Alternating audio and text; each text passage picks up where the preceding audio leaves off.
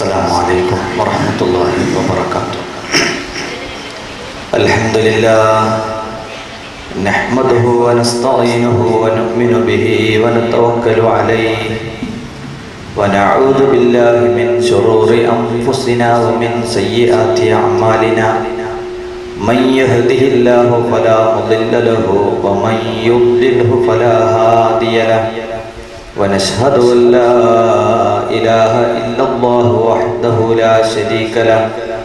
ونشهد أن سيدنا محمدا عبده ورسوله أرسله بالهدى ودين الحق ليظهره على الدين كله ولو كره المشركون.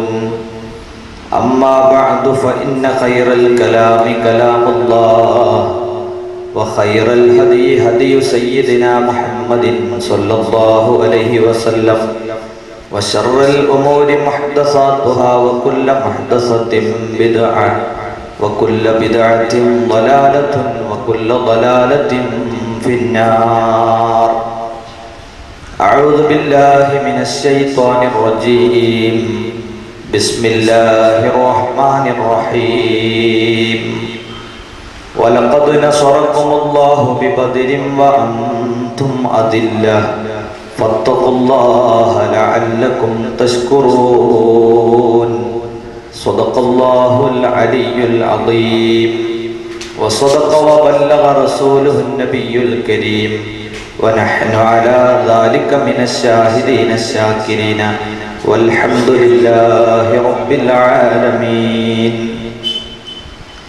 وقد قال سيدنا محمد صلى الله عليه وسلم لا يشر أحدكم إلى أخيه بالسلاح فإنه لا يدري لعل الشيطان ينزع في يده فيقع في حفرة من النار. هم الرجال بالا هم الجبال بالا كالدهر في همات بل سادات كبرى. مولاي صل وسلم دائما أبدا على حبيبك خير الخلق كلهم. أكرم بهم فتية تمت فضائلهم وعما آلاؤهم للخلق دون ميرا. مولاي صل وسلم دائما أبدا على حبيبك خير الخلق كلهم.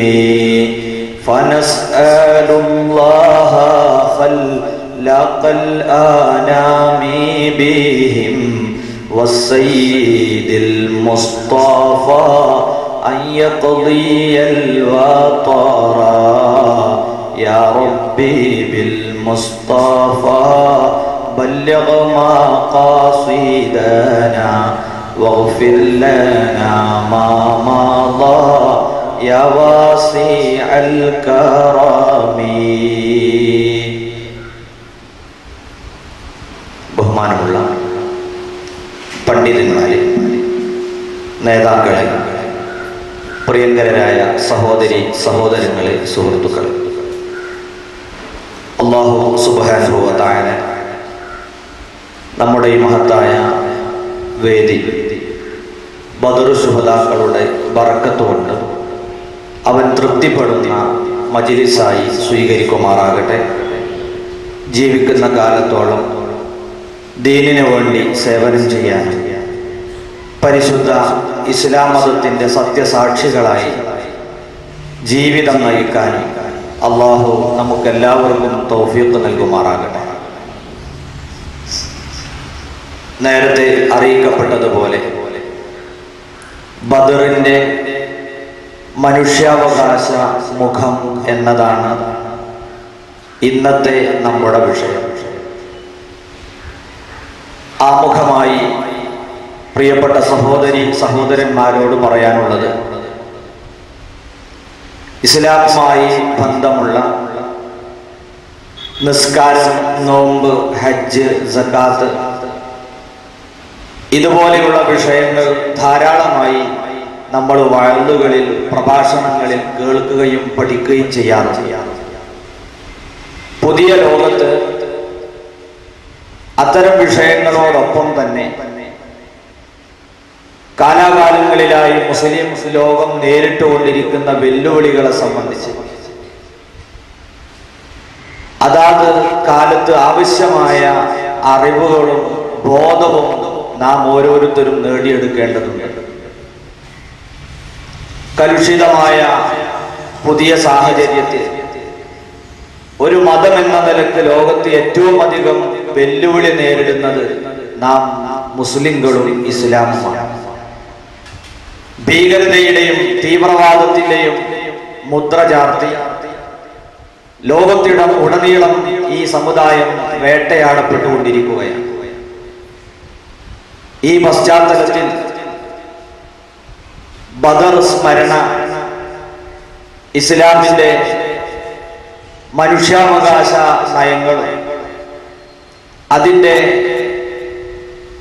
യുദ്ധവുമായി ബന്ധപ്പെട്ട നയസമീപനങ്ങളുമെല്ലാം മനസ്സിലാക്കാൻ വേണ്ടി ഉപയോഗപ്പെടുത്തണമെന്ന ഉദ്ദേശത്തോടുകൂടെയാണ് ഇങ്ങനെ ഒരു വിഷയം തെരഞ്ഞെടുക്കപ്പെട്ടിട്ടുള്ളത്. ഇന്ന് മുസ്ലിം സമൂഹം ലോകത്തിനു മുമ്പിൽ വളരെയധികം തെറ്റിദ്ധരിക്കപ്പെട്ടുകൊണ്ടിരിക്കുകയാണ്. ഇതിന്റെ ഭാഗമായി നമ്മളൊക്കെ സാധാരണ പത്രങ്ങൾ വായിക്കുന്നവരാണ്, മീഡിയകൾ ശ്രദ്ധിക്കുന്നവരാണ്. വളരെ ആസൂത്രിതമായ ചില പദപ്രയോഗങ്ങൾ പരസ്യ വാക്കുകളെ പോലെ സമൂഹത്തിൽ പ്രചരിക്കപ്പെട്ടുകൊണ്ടിരിക്കുകയാണ്. അതിൽ പ്രധാനപ്പെട്ട ഒന്ന് ഇസ്ലാമിക ഭീകരത. സഹോദരിമാരുൾപ്പെടെ ഇങ്ങനെ ഒരു പദപ്രയോഗം ധാരാളം കേട്ടിട്ടുണ്ടാകും. മുസ്ലിം തീവ്രവാദി സാധാരണ പത്രങ്ങളിലും മീഡിയകളിലും നാം കേൾക്കുന്ന മറ്റൊരു പ്രയോഗമാണ്.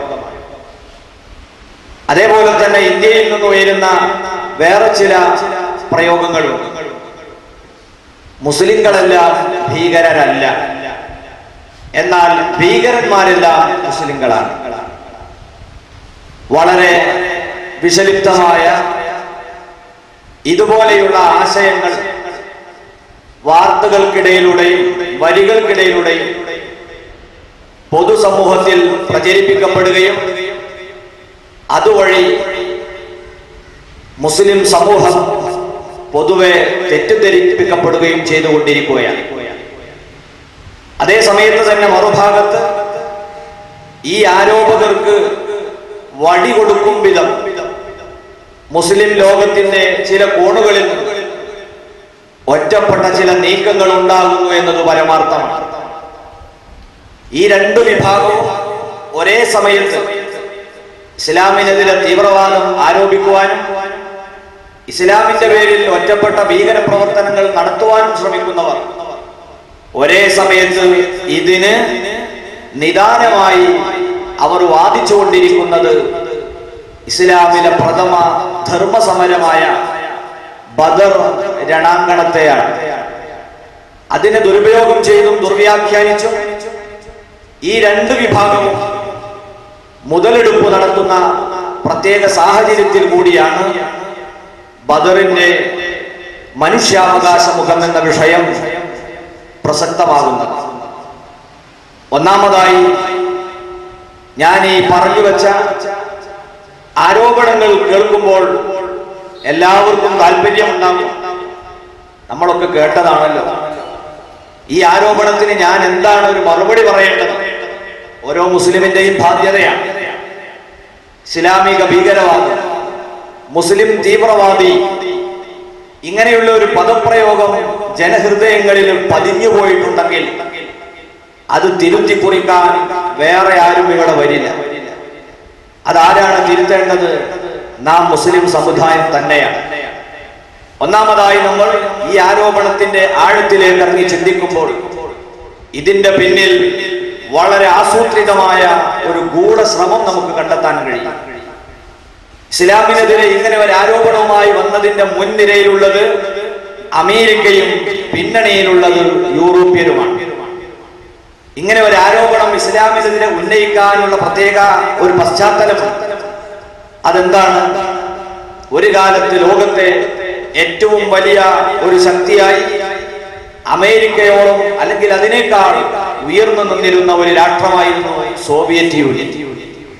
ചില അനിവാര്യമായ കാരണങ്ങളാൽ സോവിയറ്റ് യൂണിയന്റെ തകർച്ച ഉണ്ടാകുകയും അത് ശിഥിലീകരിക്കപ്പെട്ട് 10-ലധികം രാഷ്ട്രങ്ങളായി വിഭജിക്കപ്പെടുകയും ചെയ്തപ്പോൾ അതിൽ നല്ലൊരു വിഭാഗം രാഷ്ട്രങ്ങൾ ഇസ്ലാമിക രാജ്യങ്ങളായി രൂപപ്പെടുകയുണ്ടായി. ഉസ്ബെക്കിസ്ഥാനും കസാക്കിസ്ഥാനും തുർക്കുമനിസ്ഥാനും ആസർബൈജാൻ, കിർഗിസ്ഥാൻ പോലെയുള്ള ഒട്ടേറെ പ്രവിശാലമായ പ്രദേശങ്ങൾ മുസ്ലിം ഭൂരിപക്ഷ റിപ്പബ്ലിക്കുകളായി രൂപാന്തരപ്പെട്ടു. അതേപോലെ തന്നെ മറ്റൊരു ഭാഗത്ത് ചിന്തിച്ചു നോക്കുമ്പോൾ ലോകത്തെ ഏറ്റവും വലിയ സാമ്പത്തിക സ്രോതസ്സുകളായ എണ്ണപ്പാടങ്ങളുടെ സിംഹഭാഗവും മുസ്ലിമീങ്ങളുടെ കൈകളിലാണ് വന്നുവിട്ടിട്ടുള്ളത്. ഇതിനു പുറമെ ലോകത്തെ ഏറ്റവും വലിയ മതങ്ങളിൽ ഒന്നായി എല്ലാ രാഷ്ട്രങ്ങളിലും ഇസ്ലാമിക സമൂഹം താമസിച്ചു വരുന്നു. ഇങ്ങനെ ലോകത്ത് ഒരു വൻ ശക്തിയായി വളരാനുള്ള എല്ലാ സാഹചര്യവും സോവിയറ്റ് യൂണിയന്റെ അഭാവത്തിൽ ഇനി മുസ്ലിങ്ങൾക്കാണ് ഉള്ളത് എന്ന് തിരിച്ചറിഞ്ഞ അമേരിക്ക ഈ സോവിയറ്റ് യൂണിയൻ ഇല്ലാത്ത ലോകത്ത് നമുക്ക് പുതിയൊരു വെല്ലുവിളി ഉയരാൻ തീർച്ചയായും സാധ്യതയുള്ളത് ഇസ്ലാമിക സമൂഹത്തിൽ നിന്ന് മാത്രമാണ്.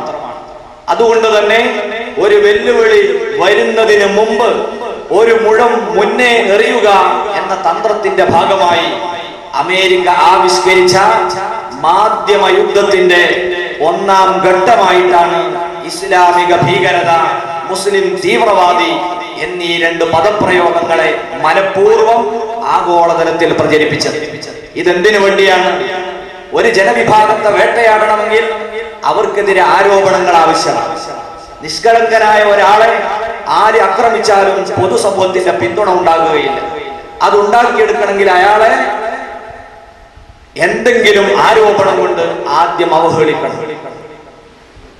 ഒരു ബസ് സ്റ്റാൻഡിൽ നിങ്ങൾക്കൊരു എതിരാളി, ആ എതിരാളിയെ നിങ്ങൾക്ക് ആക്രമിക്കണമെങ്കിൽ ആരും ചെയ്തു നോക്കരുതേ. ആദ്യം ചെയ്യേണ്ടത് എന്താണ്? പെട്ടെന്ന് പറയുക, ഇവൻ പോക്കറ്റ് അടിച്ചു. ഇവൻ പോക്കറ്റ് അടിച്ചു എന്ന് പറഞ്ഞാൽ ഇനി നിങ്ങൾ അടിക്കേണ്ട നാട്ടുകാരടിച്ചോളൂ. ആരും അവനെ അടിക്കുന്നതിൽ എതിർപ്പ് പറയില്ല, കിട്ടട്ടെ അവന് കിട്ടട്ടെ എന്ന് പറയും.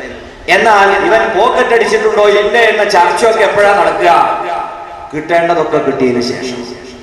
ഇതുപോലെ ഈ സമൂഹം ഭീകരരാണ്, ഇവർ തീവ്രവാദികളാണ് എന്ന് വ്യാപകമായി ആരോപണം നടത്തിയാൽ ഇവരുടെ രാഷ്ട്രങ്ങളിലേക്കും നെറുന്തലയിലേക്കും മാരകമായ പ്രഹരശേഷിയുള്ള ബോംബുകൾ കൊണ്ട് വർഷിപ്പിച്ചാൽ ഭീകരരല്ലേ, ചാവട്ടെ എന്ന് ലോകം ചിന്തിക്കും.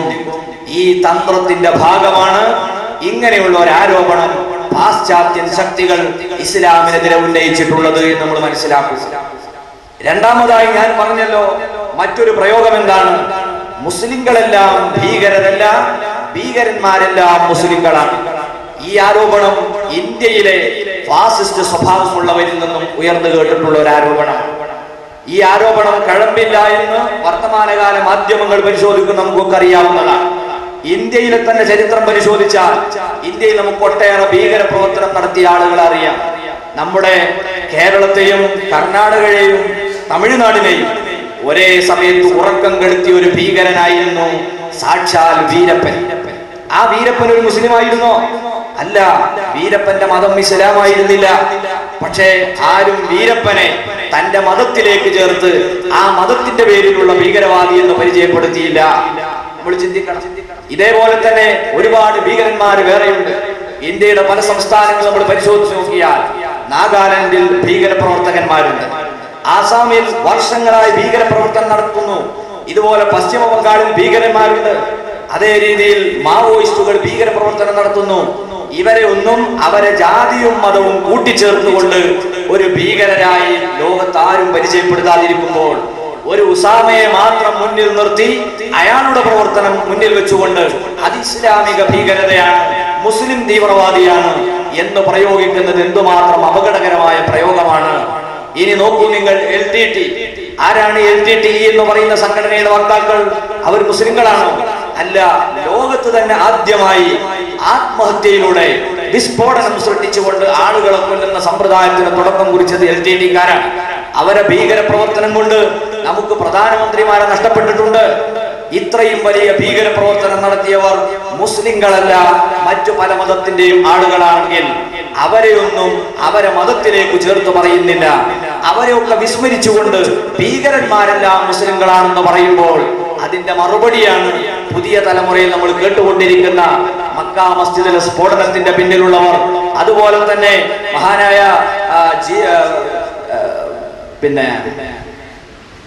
അജ്മീർ ശൈഖ് അവരുടെ ദർഗയിൽ നടന്ന സ്ഫോടനത്തിന്റെ പിന്നിൽ പ്രവർത്തിച്ചവർ. ഇങ്ങനെ പല സ്ഫോടനത്തിന്റെയും പിന്നിൽ മുസ്ലിങ്ങളല്ലാത്ത ഭീകരന്മാരുടെ കഥ നമ്മൾ കേട്ടുകൊണ്ടിരിക്കുകയാണ്. ചുരുക്കത്തിൽ ഈ രീതിയിലുള്ള ആരോപണങ്ങൾ ഉന്നയിച്ചുകൊണ്ട് ഒരു സമുദായത്തെ പൊതുസമൂഹത്തിൽ ലോകതലത്തിൽ വളരെയധികം വ്യാപകമായി തെറ്റിദ്ധരിക്കപ്പെട്ടുകൊണ്ടിരിക്കുന്ന പശ്ചാത്തലത്തിൽ ഇസ്ലാമിന്റെ ഇത്തരം വിഷയങ്ങളുമായുള്ള നയനിലപാടിനെ സംബന്ധിച്ച് നമ്മുടെ പുരുഷന്മാരും സ്ത്രീകളും ബോധവാന്മാരാകേണ്ടതുണ്ട് എന്നതുകൊണ്ടാണ് ഇങ്ങനെ ഒരു വിഷയം പ്രിയപ്പെട്ടവരെ നാം ഇത്തരം പരിപാടികളിൽ വിഷയിപ്പിക്കുന്നത്. നമ്മൾ ചിന്തിക്കുക, ഇസ്ലാം എന്ന് പറഞ്ഞാൽ ഇവരാരും ആരോപിച്ചതുപോലെ ലോകത്ത് ഭീകരതയോ അതല്ലെങ്കിൽ തീവ്രവാദമോ പ്രചരിപ്പിക്കാൻ വേണ്ടി അല്ലാഹു സുബ്ഹാനഹു വ തആല സംവിധാനിച്ച ഒരു മതമല്ല. നോക്കൂ നിങ്ങൾ, ഇസ്ലാം എന്ന മതത്തിന്റെ പേര് തന്നെ അല്ലാഹു തിരഞ്ഞെടുത്തത് വളരെയധികം ചിന്തനീയമാണ്. ഇസ്ലാം എന്ന പദത്തിന്റെ അർത്ഥം എന്താണ്? വിനയം, ഒതുക്കം, എടുത്തു ചാടാതിരിക്കുക, സമാധാനം. ഇതൊക്കെയാണ് ഇസ്ലാം എന്ന പദത്തിന്റെ അർത്ഥം. ഈ മതം സ്വീകരിക്കുന്ന മനുഷ്യന് പറയുന്ന പേര് മുസ്ലിം. മുസ്ലിം എന്ന് പറഞ്ഞാൽ എന്താ? എടുത്തു ചാടാത്തവൻ, ശാന്തിയുള്ളവൻ, ഒതുക്കമുള്ളവൻ, സമാധാനി. ഇതാണ് മുസ്ലിം എന്ന പദത്തിന്റെ അർത്ഥം. ഒരു മുസ്ലിം മറ്റൊരു മുസ്ലിമിനെ കാണുമ്പോൾ അർപ്പിക്കുന്ന അഭിവാദ്യം നമ്മൾ ഇന്നലെ പറഞ്ഞു, അസ്സലാമു അലൈക്കും, നിങ്ങൾക്ക് സമാധാനം വരട്ടെ. ഒരു മുസ്ലിം അവന്റെ നിസ്കാരത്തിൽ നടത്തുന്ന പ്രാർത്ഥന എന്താണ്? അല്ലാഹുമ്മ അസ്സലാമു അലൈനാ വഅലാ ഇബാദില്ലാഹി സ്വാലിഹീൻ, എല്ലാ നല്ല മനുഷ്യർക്കും അല്ലാഹുവിന്റെ ശാന്തി വരട്ടെ. ഇതാണ് നിസ്കാരത്തിലെ പ്രധാനപ്പെട്ട ഒരു പ്രാർത്ഥന. നിസ്കാരം കഴിഞ്ഞാൽ വീണ്ടും സമാധാനത്തിന് വേണ്ടി പ്രാർത്ഥന, അല്ലാഹുമ്മ അന്തസ്സലാമു വമിൻകസ്സലാമു വഇലൈക യർജിഉസ്സലാം ഹയ്യിനാ റബ്ബനാ ബിസ്സലാം. അല്ലാഹുവേ, സമാധാനം അത് നിന്നിൽ നിന്നാണ് വരുന്നത്, അതിന്റെ മടക്കവും നിന്നിലേക്കാണ്. അതുകൊണ്ട് ഹയ്യിനാ റബ്ബനാ ബിസ്സലാം, സമാധാനപൂർണമായ ഒരു ജീവിതം നീ ഞങ്ങൾക്ക് തരണമേ. ഇതാണ് നാം നിസ്കാര ശേഷവും അല്ലാഹുവോട് ദുആ ചെയ്യുന്നത്. ഇങ്ങനെ പൂർണ്ണമായും സമാധാനത്തിൽ അധിഷ്ഠിതമായ ഒരു മതത്തെ, അത് ഭീകരതയാണ്, തീവ്രവാദമാണ് എന്ന് പറയുന്നത് രാവിനെ പകലാണെന്നും വെളുപ്പിനെ കറുപ്പാണെന്നും ആരോപിക്കുന്നത് പോലെ ഘടകവിരുദ്ധമായ ആരോപണം മാത്രമാണ്. അതുകൊണ്ട് പ്രിയപ്പെട്ടവരെ, ഇസ്ലാം എന്ന സമാധാനത്തിന്റെ മതം ലോകത്ത് ആഗ്രഹിക്കുന്നത് എന്താ? എല്ലാ ജനങ്ങളെയും കൂട്ടിയിട്ട് പിടിച്ച് മുസ്ലിമാക്കണമെന്നാണ് അല്ലെ? എന്തിനാണ് നമ്മൾ ഈ തീവ്രവാദത്തിന്റെ ആവശ്യം? ഒരു വിഭാഗത്തെയും ഇവിടെ വെച്ചേക്കരുത്, ബാക്കിയുള്ളവരെല്ലാം നമുക്ക് ഇസ്ലാമിലേക്ക് പിടിച്ച് നിർബന്ധിച്ചു കൊണ്ടുവരണം. അങ്ങനെ ഒരു നയം ഇസ്ലാമിനുണ്ടോ? ഒരിക്കലും ഇസ്ലാമിനില്ല. അല്ലാഹു അതിന്റെ നയം പ്രഖ്യാപിക്കുന്നു, വലൗ ശാഅ റബ്ബുക ലജഅലൻ നാസ ഉമ്മതൻ വാഹിദാ. അല്ലാഹു എങ്ങാനും ഉദ്ദേശിച്ചിരുന്നുവെങ്കിൽ എല്ലാ ജനവിഭാഗത്തെയും ഒരൊറ്റ സമുദായമാക്കി മാറ്റാൻ അല്ലാഹുവിന് കഴിയുമായിരുന്നു. മുസ്ലിം അല്ലാത്തൊരു വിഭാഗം ഇവിടെ ഉണ്ടാകരുത് എന്ന് സ്രഷ്ടാവായ അള്ളാഹു തീരുമാനിച്ചിരുന്നെങ്കിൽ അത് നടക്കുമായിരുന്നു. പക്ഷേ വലാ യസാലൂന മുഖ്തലിഫീൻ, ജനങ്ങളെപ്പോഴും വൈവിധ്യ ചിന്താഗതിക്കാരായിക്കൊണ്ടിരിക്കും, വൈവിധ്യ താല്പര്യക്കാരാവും, വിവിധ മതം സ്വീകരിക്കുന്നവരാകും. അങ്ങനെയാണ് മനുഷ്യന്റെ പ്രകൃതിയെ ഞാൻ സംവിധാനിച്ചിട്ടുള്ളത്. ഇല്ലാ മർ റഹിമ റബ്ബുക, നിങ്ങളെ രക്ഷിതാവായ അള്ളാഹു കരുണ ചെയ്ത് ഇസ്ലാമിലേക്ക് വെളിച്ചം നൽകിയവരല്ലാത്തവരൊക്കെ വിവിധ മതത്തിന്റെ വക്താക്കളായിത്തീരും. വലിദാലിക ഖലഖഹും, ഇങ്ങനെ ജീവിക്കാനുള്ള സാഹചര്യത്തിലാണ് മനുഷ്യനെ അല്ലാഹു പടച്ചിട്ടുള്ളത്. യഥാർത്ഥത്തിൽ ആ വൈരുദ്ധ്യത്തിലും വൈവിധ്യത്തിലുമാണ് ലോകത്തിന്റെ പുരോഗതിയും വികസനവും അള്ളാഹു വെച്ചത്. എല്ലാവരും ഒരേ മതത്തിലാണെങ്കിൽ നിങ്ങൾ കേരളത്തിൽ തന്നെ നിങ്ങൾ നോക്കുക, നമ്മളെ കച്ചവട രംഗത്തും വ്യവസായ രംഗത്തും വേണ്ട രീതിയിൽ പുരോഗതി ഉണ്ടാവില്ല. ഉദാഹരണം പറഞ്ഞാൽ ഇപ്പൊ റമദാൻ നടക്കുകയാണ്. റമദാനിന്റെ പേരിൽ നമ്മുടെ ബിസിനസ്സുകാർക്ക് കച്ചവടക്കാർക്ക് നല്ലൊരു കൊയ്ത്ത് കാലമാണ്. ഇവിടെ മുസ്ലിങ്ങൾ മാത്രമുള്ള ലോകമാണെങ്കിൽ ഈ റമദാൻ വരുമ്പോൾ മാത്രമേ ഈ ആവേശം ഈ കച്ചവടം ഉണ്ടാവുള്ളൂ. എന്നാൽ ഇത് കഴിയുമ്പോഴേക്കത് അപ്പുറത്ത് വരുന്ന ഓണം വരികയാണ് അല്ലേ? ഓണം വരുമ്പോൾ അതിന്റെ പേരിലും ഇവിടെ ബിസിനസ് നടക്കുകയാണ്, വളരെയധികം പണം പൊതുസമൂഹത്തിലേക്ക് ഇറങ്ങുകയാണ്. അത് കഴിയുമ്പോഴേക്ക് ക്രിസ്മസ് വരികയാണ്, അതുകൊണ്ട് വീണ്ടും സജീവമാകാണ് വിപണി. ലോകത്തിന്റെ പുരോഗതി ഈ വൈവിധ്യത്തിലാണ്. ഇത് മതത്തിന്റെ വിഷയത്തിലും ഭൗതിക താല്പര്യത്തിലും ഒക്കെ ഉണ്ടാവും. ചില ആളുകൾക്ക് ഗൃഹനിർമ്മാണമായിരിക്കും അവർക്ക് താല്പര്യമുള്ള തൊഴിൽ. എല്ലാവരും വീടുണ്ടാക്കുക എന്ന തൊഴിലിനോട് മാത്രം താല്പര്യമുള്ളവരായാൽ ഈ ലോകത്തിന് വല്ല പുരോഗതി ഉണ്ടാവോ? കുറെ ആൾക്കാർക്ക് കച്ചവട താല്പര്യം, കുറെ ആൾക്കാർക്ക് അധ്യാപനം, വേറെ കുറെ ആളുകൾക്ക് ഗവേഷണം, മറ്റു ചിലർക്ക് രാഷ്ട്രീയം. ഈ വൈവിധ്യമാർന്ന അഭിരുചിയും താല്പര്യവും ഈ ചിന്താഗതിയും ഈ സംവിധാനത്തിലാണ് ഞാൻ മനുഷ്യനെ പഠിച്ചത്. എല്ലാവരെയും ഒരു പാർട്ടിയിലേക്ക് കൊണ്ടുവരണം, എല്ലാവരെയും ഒരു മതത്തിലേക്ക് കൊണ്ടുവരണം. ഇങ്ങനെയുള്ള ചിന്ത അത് പ്രകൃതിപരമല്ല എന്ന് പഠിപ്പിക്കുന്ന മതമാണ് അള്ളാഹുവിന്റെ മതമാകുന്ന ഇസ്ലാം. അതേ സമയത്ത് സമ്പൂർണവും സത്യസന്ധവുമായ ഒരേ ഒരു മതം ഇസ്ലാമാണ് എന്ന് മുസ്ലിംകൾ ഉറച്ച് വിശ്വസിക്കണം. അത് ഒരിക്കലും തീവ്രവാദമല്ല, ഭീകരവാദമല്ല. എന്തുകൊണ്ട്? പല രാഷ്ട്രീയ പാർട്ടിക്കാരുണ്ടല്ലോ നാട്ടിൽ. അവിടെ ഇന്ത്യൻ നാഷണൽ കോൺഗ്രസ്, മുസ്ലിം ലീഗ്, CPI, CPM എല്ലാ പാർട്ടിക്കാരും എന്താ വിശ്വസിക്കുന്നത്? ഈ രാജ്യത്തിന്റെ സമ്പൂർണ്ണ വികസനം നടക്കണമെങ്കിൽ INL വരെ അല്ലെ നമ്മളെ നയം സ്വീകരിക്കണം എന്നാണ് അല്ലെ? നമ്മളെ പാർട്ടിയുടെ ഞാൻ നേതൃത്വം കൊടുക്കുന്ന, ഞാൻ അംഗത്വം എടുത്ത പാർട്ടിയിൽ അണിചേർന്നെങ്കിലേ ഈ രാജ്യത്തിന്റെ സമ്പൂർണ്ണ വികസനം സാധ്യമാകൂ. ഇത് എല്ലാ പാർട്ടിക്കാരനും വിശ്വസിക്കുന്നു, അത് പ്രചരിപ്പിക്കുന്നു. അങ്ങനെ വിശ്വാസമില്ലാത്തവരെ ആ പാർട്ടി നിർത്താനും പറ്റൂല. മറ്റോ ഉഷാറാണെന്ന് പറഞ്ഞാൽ പിന്നെ അവരെ എപ്പോഴും കാലുമാറും. ഒരു പാർട്ടിയിൽ ഉറച്ചു നിൽക്കുന്ന ആളെന്ത് ചെയ്യും? ഈ പാർട്ടിയുടെ നയനിലപാടുകൾക്കാണ് ഈ രാജ്യത്തെ പുരോഗതിയിലേക്ക് നയിക്കാൻ തീർച്ചയായും സാധിക്കുക എന്ന ഉറപ്പുള്ള വിശ്വാസം ഉണ്ടാകും.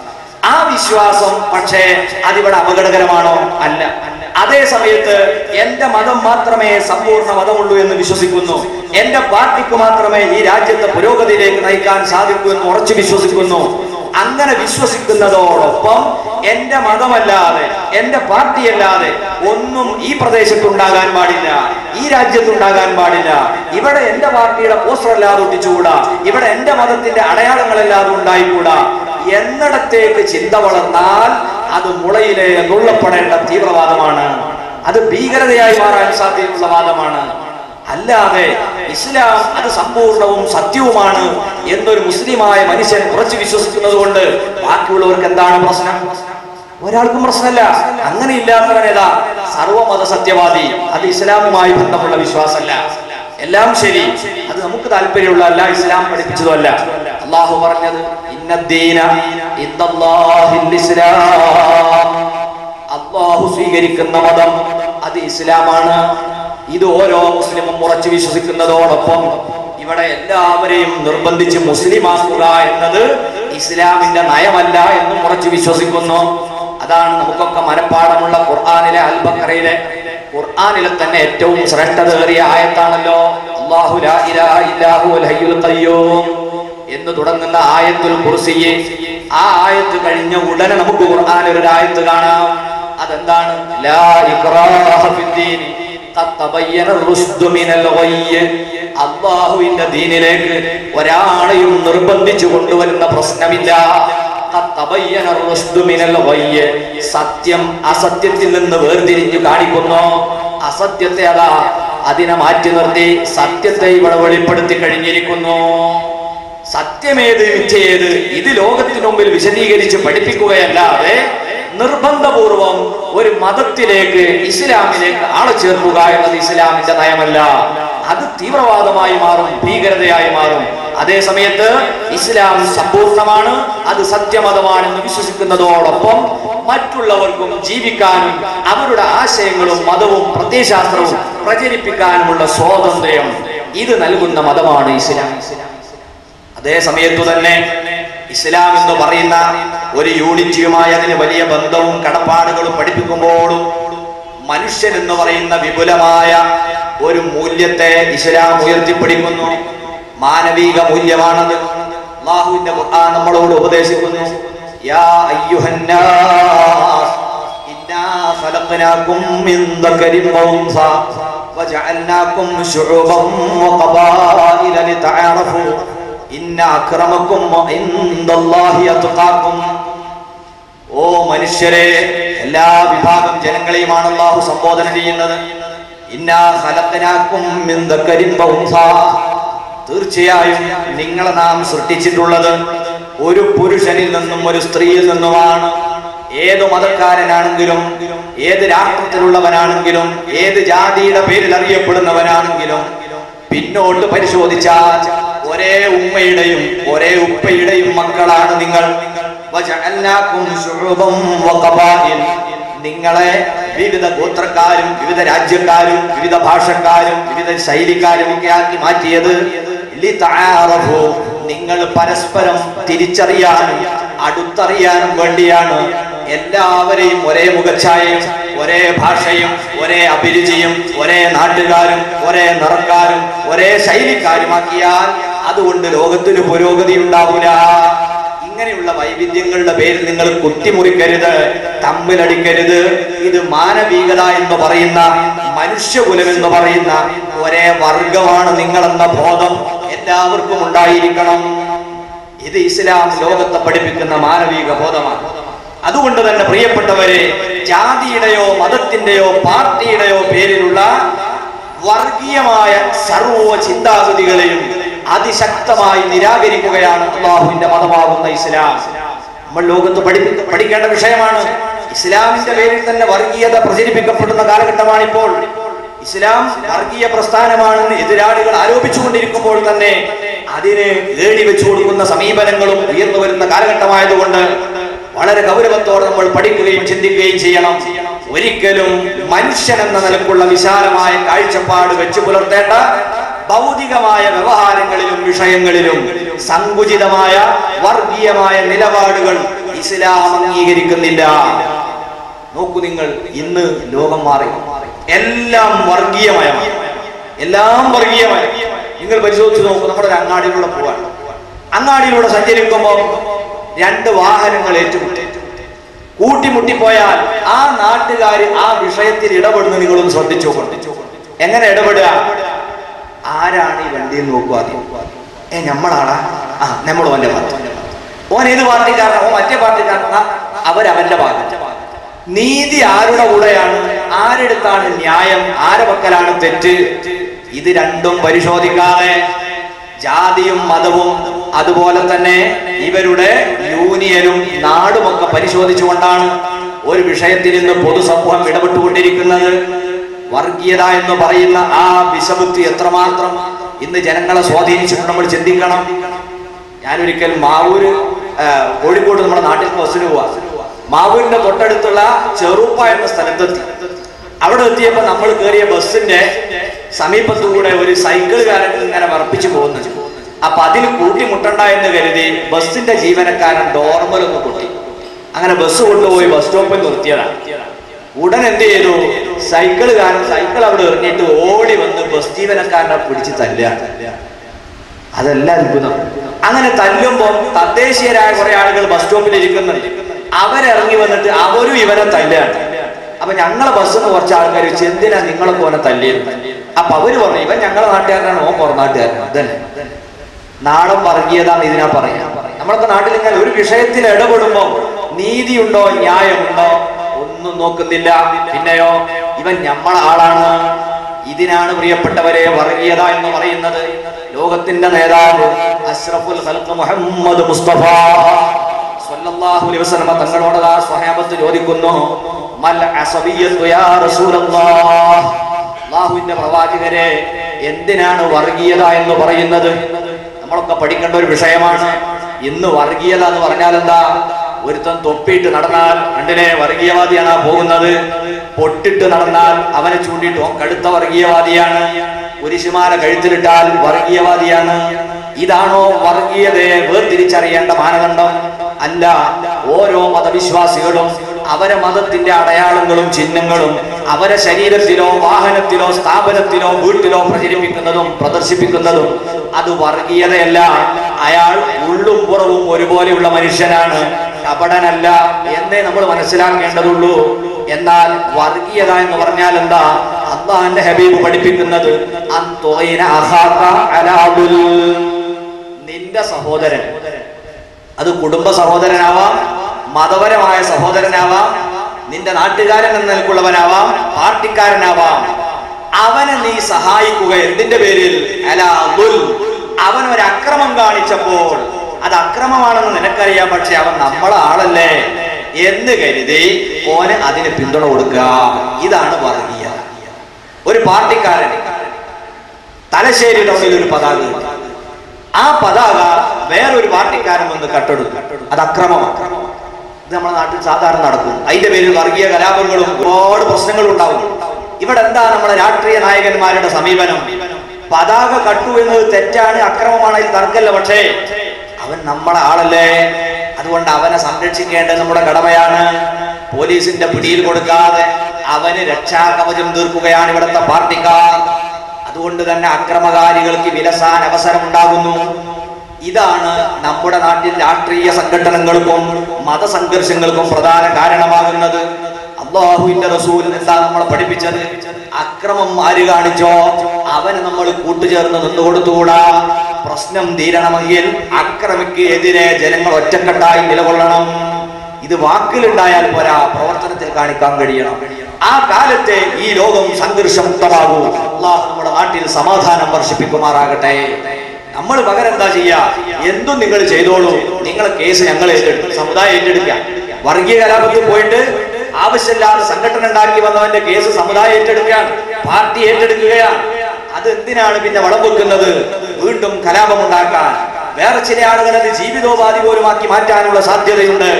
അതുകൊണ്ട് തന്നെ വർഗീയ സംഘടനകളെയും അക്രമങ്ങളെയും പ്രോത്സാഹിപ്പിക്കുന്ന സമീപനത്തെയാണ് മഹാനായ നബി റസൂൽ കരീം സല്ലല്ലാഹു അലൈഹി വസല്ലം തങ്ങൾ വർഗീയത എന്ന് പഠിപ്പിച്ചിട്ടുള്ളത്.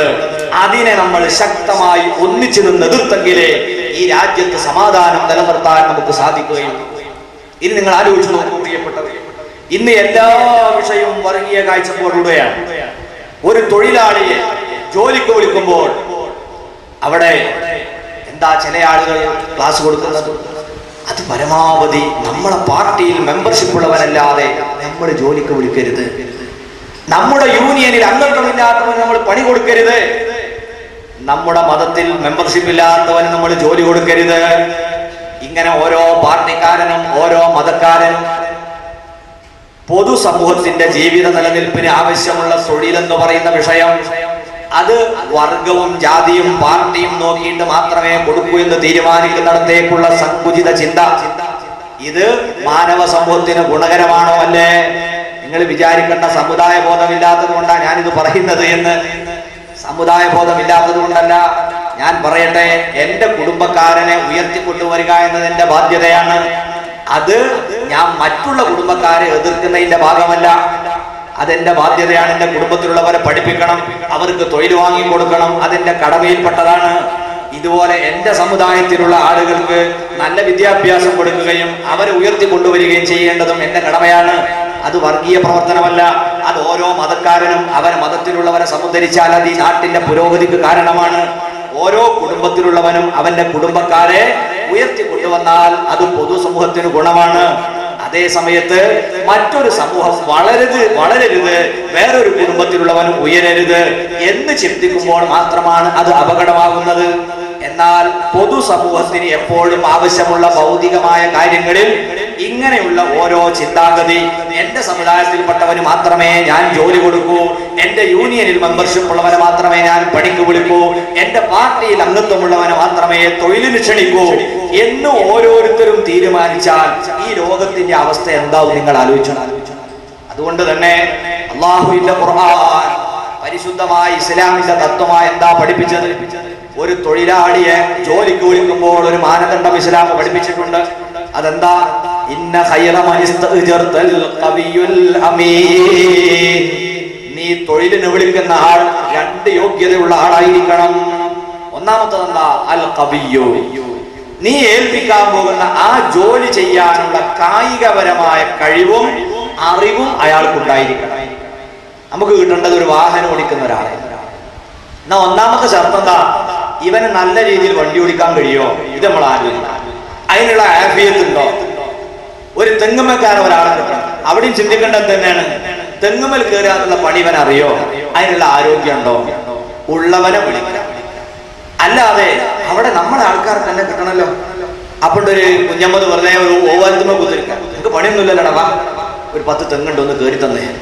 അങ്ങനെ ഇവനൊരു തളപ്പൊക്കെ കെട്ടിയിട്ട് അങ്ങ് കൊടുത്താൽ ചിലപ്പോ 2 അടി കയറിയ പിന്നെ തലകുത്തി താഴെ, പിന്നെ ഓനും കൊണ്ട് നമ്മൾ ആശുപത്രി പോകും.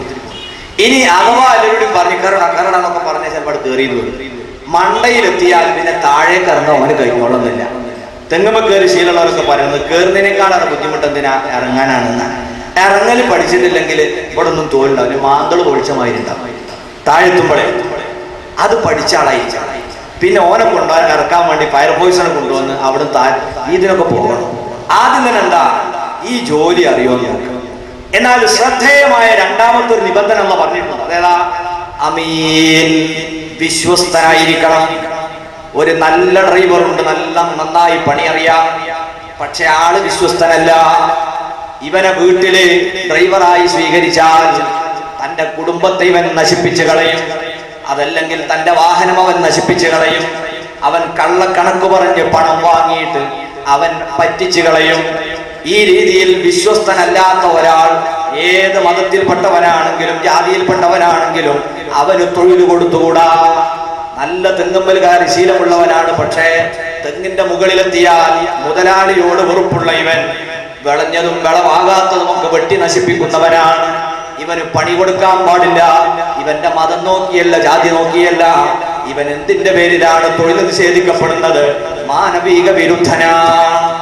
ഈ മാനദണ്ഡമല്ലാതെ എല്ലാവരും അവരെ മതക്കാർ, അവരെ പാർട്ടിക്കാർ, അവരെ യൂണിയൻകാർ എന്ന് തീരുമാനിച്ചാൽ ഈ ലോകത്തിന്റെ സ്ഥിതി എന്താവും നിങ്ങൾ ആലോചിക്കുക.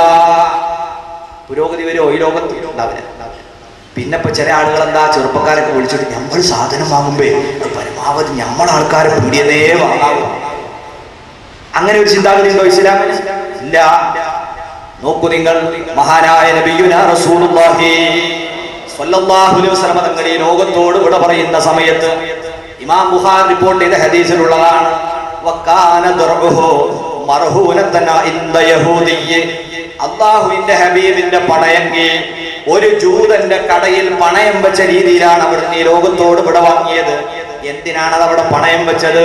വീട്ടിലേക്ക് ആവശ്യമായ യവം വാങ്ങാൻ വേണ്ടിയായിരുന്നു. നബി സല്ലല്ലാഹു അലൈഹി വസല്ലം ഇത്തരം ഭൗതിക വ്യവഹാരങ്ങൾ നടത്തുന്നിടത്ത് ജാതി നോക്കിയിട്ടില്ല, മതം നോക്കിയിട്ടില്ല. അല്ലെങ്കിലും ജൂതന്മാരാരാണ്?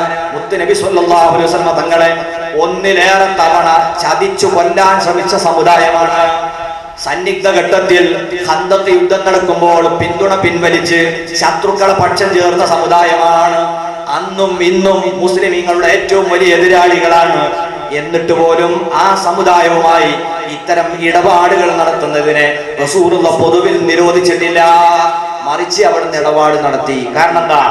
മാനവികത എന്ന് പറയുന്ന വിശാലമായ ഒരു മനുഷ്യബന്ധത്തിന് അനിവാര്യമായതാണ് ഇത്തരം ഭൗതിക വ്യവഹാരങ്ങൾ. അവിടെ ജാതിയുടെയും മതത്തിന്റെയും പാർട്ടിയുടെയും മാനദണ്ഡങ്ങൾക്ക് അപ്പുറം ഒരു ഉപഭോക്താവ് എന്ന നിലക്കാണ് നമ്മൾ അവിടെ ഇടപാട് നടത്തേണ്ടത്. ഒരു ഉപഭോക്താവ് എന്താ ചിന്തിക്കുക? ഒരു കടയിൽ കയറുമ്പോൾ ഏറ്റവും ഗുണമേന്മയുള്ള സാധനം ഏത് പീടികയിലാ കിട്ടുക? രണ്ടാമത് കൊള്ള ലാഭം എടുക്കാതെ മിതമായ ലാഭം മാത്രം എടുത്തിട്ട് ആരാ സാധനം തരിക? ആ പീടികയിൽക്കാ നമ്മൾ സാധനം വാങ്ങാൻ. അല്ലാതെ വർഗീയ ചിന്തയോടുകൂടെ അവർക്ക് ഉണ്ടാക്കി കൊടുത്തിട്ടൊന്നും കാര്യമില്ല. നമ്മളൊരു ഉപഭോക്താവ് എന്നൊക്കെ ചിന്ത. നമുക്ക് കിട്ടേണ്ട എന്താ? കൊള്ള ലാഭം എടുക്കരുത്, ഗുണമേന്മയുള്ള സാധനം വേണം. ഈ മാനദണ്ഡം വെച്ചുകൊണ്ടാണ് ഈ ലോകത്ത് നമ്മൾ വ്യവഹാരങ്ങൾ നടത്തേണ്ടത്. ഇതുപോലെ ഓട്ടോറിക്ഷ വിളിക്കുന്നിടത്ത് പോലും ജാതിയും മതവും നോക്കുന്നവരുണ്ട്. പ്രിയപ്പെട്ടവരെ, അങ്ങനെയൊക്കെ ചിന്തിച്ചാൽ നമ്മൾ ഓർക്കുക, ഒരു നിമിഷം ഈ ഭൂമിയിൽ താമസിക്കാനുള്ള ധാർമ്മികമായ അവകാശം നമുക്ക് ഉണ്ടാകുമോ? ഞാനിത് പറയുമ്പോൾ നിങ്ങൾ ചിന്തിക്കരുത് ഇദ്ദേഹത്തിന് മത സ്പിരിറ്റ് പോരാ, അങ്ങനെ നിങ്ങൾ മനസ്സിലാക്കരുത്. ഞാൻ നിങ്ങൾ ചിന്തിപ്പിക്കുകയാണ്. നമ്മുടെ ശരീരത്തെ കുറിച്ച് നിങ്ങളൊന്ന് ആലോചിച്ചു നോക്കൂ. നമ്മൾ ധരിക്കുന്ന ഉടയാടകൾ, നാണം മറക്കാൻ വേണ്ടി നമ്മൾ ധരിച്ച വസ്ത്രം, അതാരാണ് ഉണ്ടാക്കി നിങ്ങൾക്ക് പറയാൻ കഴിയുമോ? മുസ്ലിമായ മനുഷ്യൻ തന്നെ ഉണ്ടാക്കിയ, മുസ്ലിം കമ്പനിയിൽ തന്നെ ഉണ്ടാക്കിയ കുപ്പായമാണ് ഞാൻ ധരിക്കുന്നത് എന്ന് എനിക്ക് പറയാൻ ഉറപ്പില്ല. കാലിൽ ധരിച്ച ചെരുപ്പുണ്ടാക്കി തന്നവന്റെ ജാതി ഏതാണ്, മതമേതാണ്? കയ്യിൽ കെട്ടിയ വാച്ചുണ്ടാക്കി തന്നവന്റെ ജാതി ഏത്, മതമേത്? നിങ്ങൾ അഭിമാനത്തോടെ ഉപയോഗിക്കുന്ന മൊബൈൽ ഫോൺ ആരാണ് നിർമ്മിച്ചത്? അതിന്റെ ജാതി അറിയുമോ, മതമറിയുമോ? എന്റേതെന്ന് അവകാശപ്പെട്ട് ഓട്ടിക്കൊണ്ട് നടക്കുന്ന വാഹനത്തിന്റെ നിർമ്മാതാക്കളുടെ മതമേതാണ്? അത് ഓട്ടാൻ ഉപയോഗിക്കുന്ന റോഡുണ്ടാക്കി തന്നവന്റെ ജാതി ഏതാണ്? അവന്റെ രാഷ്ട്രമേതാണ്? എന്തിനേറെ ഇന്നും നമ്മളതാ ഊർജം നിലനിർത്തി ഇവിടെ ജീവിക്കുന്നില്ലേ? നാം ഇന്നലെ അത്താഴത്തിന് വേണ്ടി ഉപയോഗിച്ച ആഹാരം നിർമ്മിച്ചു തന്നവന്റെ ജാതി അറിയുമോ, മതമറിയുമോ? ഇനി നെഞ്ചത്ത് കൈവച്ചൊന്ന് ആലോചിക്കുക. ഇങ്ങനെയുള്ള ഒരു മനുഷ്യന് ഓരോ സെക്കൻഡും ഈ ഭൂമിയിൽ മുന്നോട്ട് പോകണമെങ്കിൽ ജാതി, മത, വർഗ, വർണ്ണ, രാഷ്ട്ര വ്യത്യാസമന്യേ എല്ലാ ജനങ്ങളുടെയും സഹായം അനിവാര്യമാണ്. ഇങ്ങനെയുള്ള ഒരു മനുഷ്യൻ വർഗീയ ചിന്ത പ്രചരിപ്പിക്കുകയും അതിനു വേണ്ടി പ്രവർത്തിക്കുകയും ചെയ്യുന്നത് ബുദ്ധിയുള്ളവന്റെ അടയാളമാണോ? നിങ്ങൾ ചിന്തിക്കുക. ലോകത്തിന്റെ നേതാവ് നമ്മളെ പഠിപ്പിച്ചത് എന്താണ്? ലൈസ മിന്നാ മൻ ദആ ഇലൽ അസബിയ്യ. വർഗീയ ആശയങ്ങളിലേക്ക് ജനങ്ങളെ വിളിക്കുന്നവൻ എന്റെ സമുദായത്തിൽ പെട്ടവനല്ല. വലൈസ മിന്നാ മൻ ഖാതല അസബിയ്യ. വർഗീയതയുടെ പേരിൽ അടിയുണ്ടാക്കാനും സംഘടനത്തിൽ ഏർപ്പെടാനും ഒരുമ്പെടുന്നവൻ ഈ സമുദായത്തിൽ മെമ്പർഷിപ്പ് ഉള്ളവനല്ല. വലൈസ മിന്നാ മൻ മാത അലൽ അസബിയ്യ. വർഗീയ സംഘടനത്തിന് മുൻകൈയെടുത്തിട്ട് കൊല്ലപ്പെട്ടു പോയവരുണ്ടെങ്കിൽ ഈ സമുദായത്തിന്റെ അംഗത്വം നഷ്ടപ്പെട്ടവനാണെന്ന് ധീരമായി പ്രഖ്യാപിച്ച നേതാവുണ്ടെങ്കിൽ ഇസ്ലാമിന്റെ പ്രവാചകൻ സയ്യിദുൽ വറാ ഹബീബ് മുഹമ്മദ് മുസ്തഫ സ്വല്ലല്ലാഹു അലൈഹി വസല്ലം തങ്ങൾ മാത്രമാണ്. അതുകൊണ്ട് പ്രിയപ്പെട്ടവരെ, ഇത്തരത്തിലുള്ള വർഗീയ ചിന്തകളെയും വർഗീയ ധ്രുവീകരണങ്ങളെയും എല്ലാം വളരെ ആഴത്തിൽ നിന്ന് തന്നെ വേരോടെ പിഴുതെറിയുന്ന ഒരു പ്രത്യയശാസ്ത്രമായ ഇസ്ലാമിനെ, അത് തീവ്രവാദത്തിന്റെ മതമാണ്, ഭീകരതയുടെ മതമാണ് എന്ന് പ്രചരിപ്പിക്കുമ്പോൾ നമ്മൾ ലോകത്തോട് പറഞ്ഞു കൊടുക്കേണ്ട യാഥാർത്ഥ്യങ്ങളും നാം തിരിച്ചറിയേണ്ട സത്യങ്ങളുമാണ് ഞാൻ നിങ്ങളുടെ മുമ്പിൽ വെക്കുന്നത്. ഇനി നമ്മൾ ചിന്തിക്കുക, ഇസ്ലാമിന്റെ നയനിലപാട് ഏത് വിഷയത്തിലും നീതിയുടെ പക്ഷം നിലകൊള്ളണം.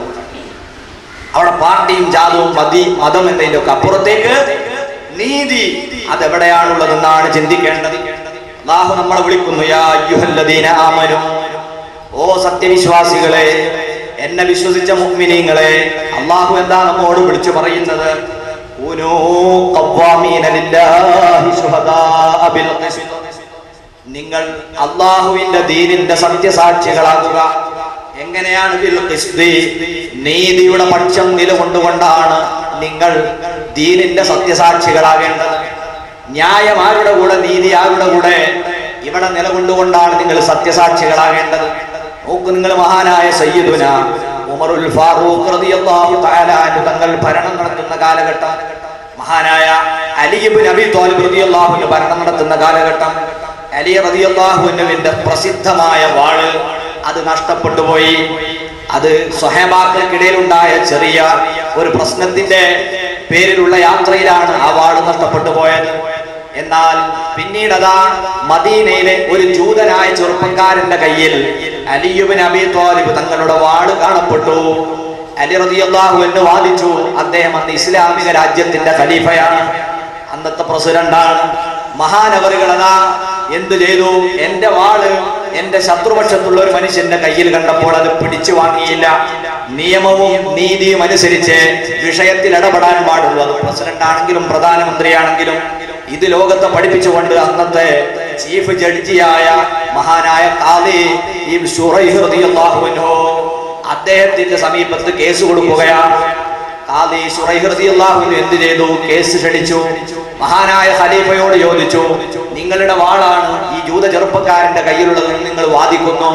വാദം പോരാ, അള്ളാഹുവിന്റെ ഹബീബ് പഠിപ്പിച്ചത് വാദിക്കുന്നവനാണ് തെളിവ് നിരത്തേണ്ടത് എന്നാണ്. ആ വാള് നിങ്ങളുടേതാണ് എന്നതിന് എന്താണ് തെളിവ്? അലി റളിയല്ലാഹു അൻഹു പറഞ്ഞു, എനിക്ക് ഉറപ്പാണ് അത് എന്റേത് തന്നെയാണ്, ഇനി വേറെ തെളിവൊന്നും എനിക്ക് പറയാനില്ല.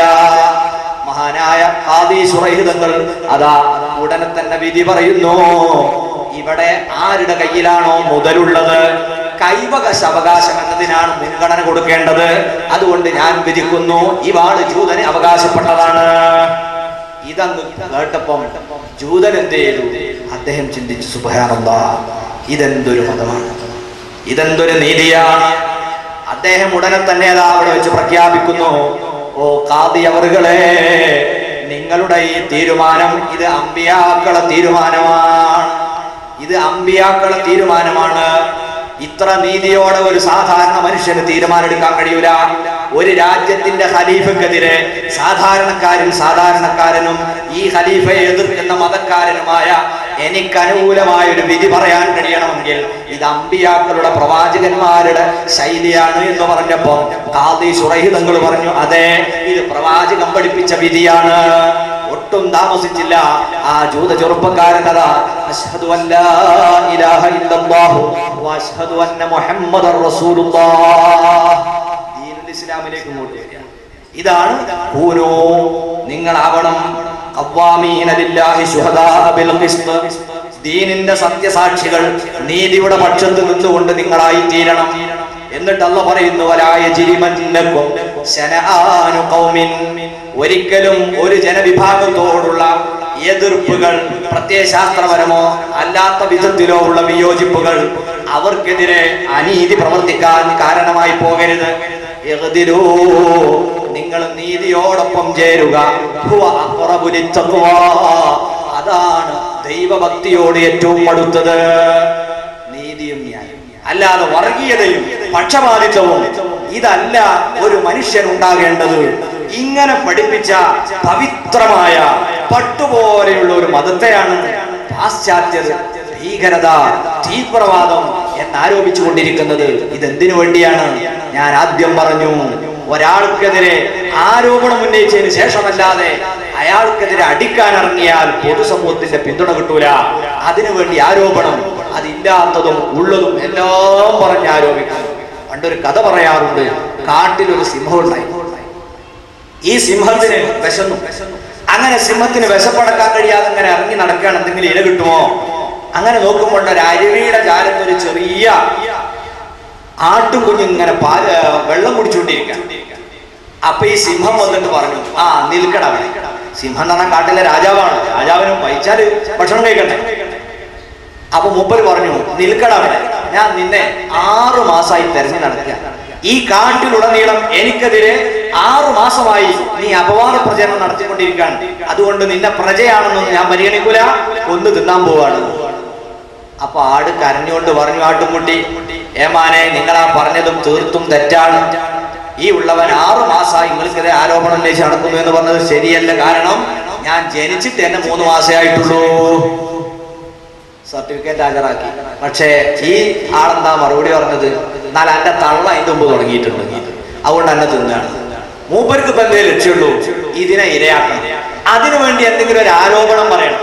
ഇതേ നയമാണ് അമേരിക്കക്കാരും യൂറോപ്യരും മുസ്ലിങ്ങൾക്കെതിരെ ആരോപിച്ചുകൊണ്ടിരിക്കുന്നത്. ഇസ്ലാമും ഈ പറയുന്ന തീവ്രവാദവും വർഗീയതയുമായി യാതൊരു ബന്ധവുമില്ല.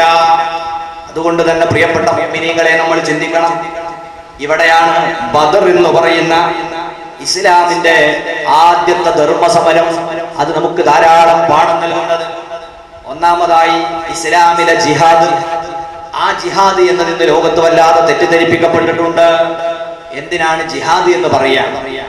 ജിഹാദ് എന്ന പദത്തിന്റെ അർത്ഥം കഠിനാധ്വാനം എന്ന ശക്തമായ അധ്വാനം. അതിനാണ് ജിഹാദ് ഭാഷാർത്ഥത്തിൽ.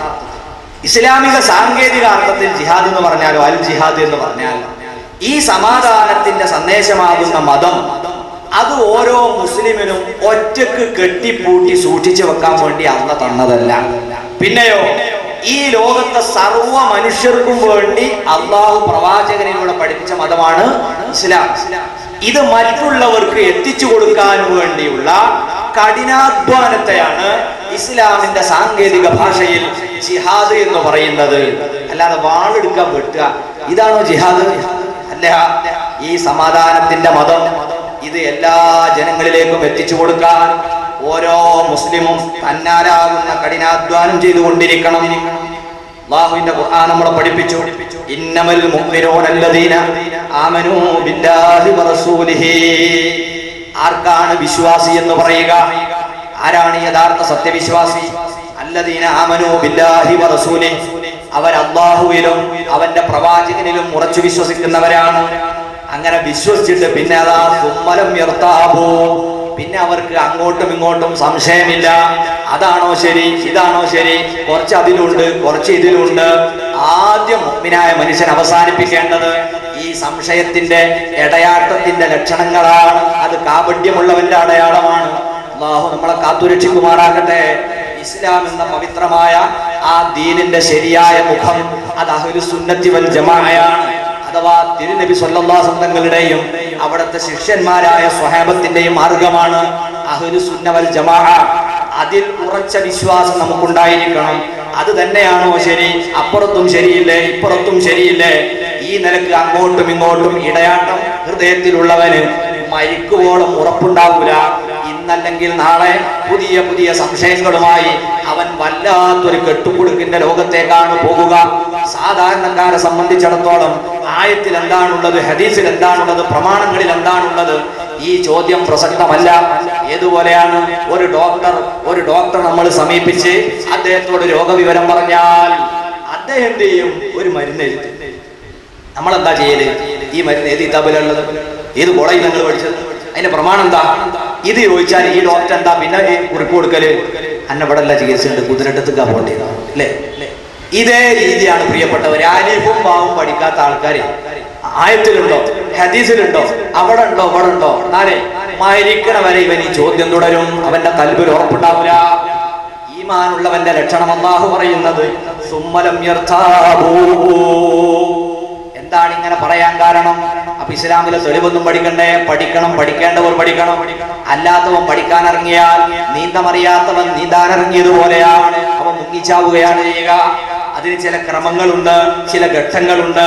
ആ ആയുധവും എന്താതെ ഇസ്ലാമിന്റെ പ്രമാണങ്ങളിലേക്ക് ഒരുത്തം പോയാൽ യുദില്ലു ബിഹി കസീറൻ വയഹ്ദി ബിഹി കസീറാ. അല്ലാഹു പറഞ്ഞു, ഖുർആൻ കൊണ്ട് കുറെ ആൾ പിഴച്ചു പോകും, ഖുർആൻ കൊണ്ട് കുറെ ആൾക്ക് ഹിദായത്ത് കിട്ടും. ഹിദായത്ത് കിട്ടുന്നത് ആരാ? ഖുർആനെ സമീപിക്കേണ്ടതുപോലെ സമീപിച്ചാൽ. അല്ലാത്തവനോ അവൻ മുങ്ങിച്ചാവുന്ന അവസ്ഥ ഉണ്ടാകും. അള്ളാഹു നമ്മളെ കാത്തുരക്ഷിക്കുമാറാകട്ടെ. അപ്പൊ നമ്മൾ എന്താ ചെയ്യേണ്ടത്? അള്ളാഹു എല്ലാ ദിവസവും നമ്മളെ പഠിപ്പിക്കുന്നു. 17 വട്ടം നമ്മളോട് ചൊല്ലാൻ പറഞ്ഞു, ഇഹ്ദിനസ് സിറാത്തൽ മുസ്തഖീം. പടച്ചവനെ, ഞങ്ങളെ നീ നേർവഴിയിൽ ആക്കി തരണം. അതല്ലേ ഉറപ്പുള്ള വഴി, സത്യത്തിന്റെ വഴിയിലാക്കി തരണം. എന്താണ് സത്യത്തിന്റെ വഴി? അല്ലാഹു വിശദീകരിച്ചത് സിറാത്തൽ ഖുർആനി വസുന്ന. ഖുർആന്റെയും സുന്നത്തിന്റെയും വഴിക്ക് എന്നാണോ ഇനി പറയാൻ പറഞ്ഞത്? അല്ല, ഫാത്തിഹയിൽ അല്ലാഹു പഠിപ്പിച്ചത് സിറാത്തൽ ലദീന അൻഅംത അലൈഹിം. പടച്ചവനെ, നീ അനുഗ്രഹിച്ച മഹാന്മാരുടെ മാർഗത്തിലേക്ക് എന്നെ ചേർക്കണമേ.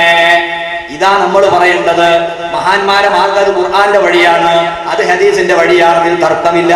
അതുകൊണ്ട് പ്രവാചകന്റെ ശിഷ്യന്മാരായ സ്വഹാബത്ത് വന്ന് 10 പള്ളികൾ ഉണ്ടാക്കി. എന്താണ് ഇസ്ലാമിന്റെ വിശ്വാസം, എന്താണ് ഇസ്ലാമിന്റെ ആചാരം, അത് പ്രായോഗികമായി പഠിപ്പിച്ച് അത് ഉൾക്കൊള്ളാൻ ഭാഗ്യം കിട്ടിയ കേരളീയർ ഏതാനും വർഷങ്ങൾക്ക് മുമ്പ് അതിനെയൊക്കെ എതിർത്തുകൊണ്ട് പുതിയ ഏതെങ്കിലും ചിന്താഗതിക്കാരുമായി വന്നാൽ അതിന്റെ പിന്നാലെ പോയാൽ മരണം വരെ ഉറപ്പുവരില്ല. അല്ലാഹു മുനാഫിഖീങ്ങളെ പറ്റി അതാ പറഞ്ഞത്, മുദബ്ദബീന ബൈന ദാലിക ലാ ഇലാഹ ഉലായി വലാ ഇലാഹ ഉലാ. കപടന്മാരുടെ ലക്ഷണം എന്താ? സത്യത്തിന്റെയും മിഥ്യയുടെയും ഇടയിൽ അവർ അങ്ങോട്ടും ഇങ്ങോട്ടും കാലുവെച്ചുകൊണ്ടിരിക്കും. അതിലുമല്ല ഇതിലുമല്ല. ഇവരെ കാണുമ്പോൾ ഞങ്ങൾ നിങ്ങളുടെ കൂടെയാണ്, ഇവരെ കാണുമ്പോൾ ഞങ്ങൾ നിങ്ങളെയും കൂടെയാണ്. ഞാൻ അങ്ങനെ ഒന്നുമില്ല. ഇങ്ങനെ ഒഴിഞ്ഞു മാറിയിട്ട് ഇങ്ങനെ പോകുന്ന പോക്കുണ്ടല്ലോ, അത് അല്ലാഹു പറഞ്ഞ മുഅ്മിനീങ്ങളുടെ ലക്ഷണമല്ല. ആരാണ് മുഅ്മിനൂനല്ലദീന ആമനൂ ബില്ലാഹി വറസൂലിഹി? അല്ലാഹുവിലും പ്രവാചകനിലും വിശ്വസിച്ച് സുമ്മലം യർതാബൂ, പിന്നെ സംശയങ്ങളൊന്നുമില്ല. സുന്നത്ത് ജമാഅത്താണ് ഹഖ് എന്ന് ഉറപ്പുവരുത്താതെ ആ വിഷയത്തിൽ നമ്മൾ ചിന്തിക്കുകയും പഠിക്കുകയും ചെയ്യാതെ ജിഹാദിനിറങ്ങാൻ അല്ലാഹു നമ്മളോട് പഠിപ്പിച്ചിട്ടില്ല. എന്നിട്ടാണ് അല്ലാഹു പറയുന്നത് വജാഹദു, വിശ്വാസം ഉറപ്പിച്ചതിന് ശേഷം വജാഹദു, അവർ കഠിനാധ്വാനം ചെയ്യുന്നു. ബിഅംവാലിഹിം, അവർ ജിഹാദ് ചെയ്യാണ്. ജിഹാദ് എന്ന കഠിനാധ്വാനം. എന്തുകൊണ്ടാണ് കഠിനാധ്വാനം? ബിഅംവാലിഹിം, ആദ്യമായി സമ്പത്ത് ചെലവഴിച്ചുകൊണ്ട് ഈ മതത്തെ മറ്റുള്ളവർക്ക് എത്തിച്ചു കൊടുക്കുന്നു. വഅൻഫുസിഹിം, അവരെ ശരീരം ചെലവ് ചെയ്തുകൊണ്ട് ഫീ സബീലില്ലാഹ്, അല്ലാഹുവിന്റെ മാർഗത്തിൽ അവരെ ശരീരം കൊണ്ടും സമ്പത്ത് കൊണ്ടും ജിഹാദ് നടത്തിയിട്ട് കഠിനാധ്വാനം നടത്തിയിട്ട് അതിന്റെ പ്രചാരകരായവർ മാറുന്നു. ഉലൈക ഹുമുസ് സ്വാദിഖൂൻ, അവരാണ് ഉള്ളിൽ സത്യം ഉറപ്പിച്ചവരും അത് പ്രകടിപ്പിക്കുന്നവരും. ഇതാണ് അല്ലാഹു നമ്മളെ പഠിപ്പിച്ചത്. അപ്പൊ നമ്മളെ സമ്പത്തും നമ്മുടെ ആരോഗ്യവും നമുക്ക് അല്ലാഹു തന്ന കഴിവും നമുക്ക് തന്ന അറിവും ഇതെല്ലാം സത്യദീനിന്റെ പ്രചാരണത്തിന് വേണ്ടി ശക്തമായി ഉപയോഗപ്പെടുത്തുക. ഇതാണ് ഇസ്ലാമിന്റെ സാങ്കേതിക ഭാഷയിൽ ജിഹാദ് എന്ന് പറയുന്നത്. എന്നാൽ പ്രിയപ്പെട്ടവരെ, മുസ്ലിങ്ങളല്ലാത്തവരെ കൊല്ലുക എന്നത് ഇസ്ലാമിക ജിഹാദിന്റെ ഭാഗം അല്ല. മഹാനായ ഖത്തീബ് ശിർബീനി റഹിമഹുല്ലാഹ് തന്റെ മുഗ്നിയുടെ 6-ാം വാള്യം 9-ാമത്തെ പേജിൽ രേഖപ്പെടുത്തുന്നു, ഇതിൽ മഖ്സൂദു മിനൽ ഖിതാൽ, ഇസ്ലാമിലെ ജിഹാദ് കൊണ്ടുള്ള ഉദ്ദേശം എന്താണ്? അൽ ഹിദായത്തു, ജനങ്ങൾക്ക് സന്മാർഗം കാണിച്ചു കൊടുക്കലാണ്. അതാണ് ഇസ്ലാമിലെ ജിഹാദിന്റെ ലക്ഷ്യം, അല്ലാതെ ആളെ കൊല്ലലല്ല. അതോടൊപ്പം വമാ സിവാഹാ മിനശ് ഷഹാദ, അതിനുവേണ്ടി ഇറങ്ങുമ്പോൾ ചിലപ്പോൾ എന്തെങ്കിലും ഷഹാദ സംഘടനകൾ ഉണ്ടായേക്കാം, എതിരാളികൾ ആക്രമിച്ചേക്കാം. ആ സമയത്ത് ഷഹാദത്ത് കിട്ടിയാൽ അതും ലക്ഷ്യമാണ്. എന്നാൽ അവിശ്വാസികളെ ആളുകളെ കൊല്ലുക എന്നത് ഫലൈസ ബിമഖ്സൂദ്, അത് ഇസ്ലാമിക ജിഹാദിന്റെ ലക്ഷ്യമല്ല.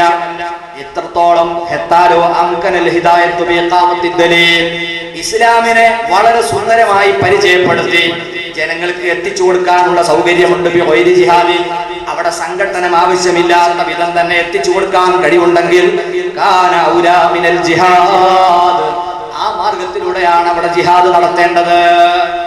ഇന്ത്യ രാജ്യത്ത് ഇസ്ലാം മതത്തെ പ്രചരിപ്പിക്കാൻ ഇവിടെ ആയുധം എടുക്കേണ്ട ആവശ്യമുണ്ട്, സംഘടന നടത്തേണ്ട ആവശ്യമുണ്ട്. ലോകത്ത് തന്നെ ഇതുപോലെ സ്വാതന്ത്ര്യമുള്ള ഒരു രാജ്യം നമുക്ക് വേറെ എവിടെയും കാണുമോ പ്രിയപ്പെട്ടത്? സൗദി അറേബ്യ ഇസ്ലാമിന്റെ ഈറ്റില്ലമാണ്, പോറ്റില്ലമാണ് എന്നൊക്കെ നമ്മൾ പറയുന്നു.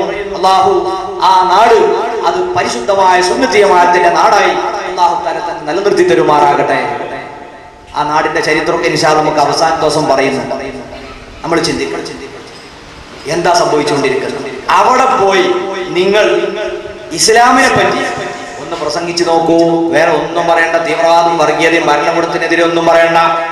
നിങ്ങൾ ഇതുപോലെ ഒരു പരിപാടി സംഘടിപ്പിച്ച് നിസ്കാരം എന്ന് പറഞ്ഞാൽ ഇന്നതാണ്, അതിന് എത്ര ഗുണങ്ങളുണ്ട്, നിസ്കാരത്തിന്റെ ഫളായില് മാത്രം പ്രസംഗിച്ചാൽ പ്രസംഗകനെയും കേട്ടിരിക്കുന്നവനെയും കൂട്ടത്തോടെ കൊണ്ടുപോയി ജയിലിലടക്കുന്നു.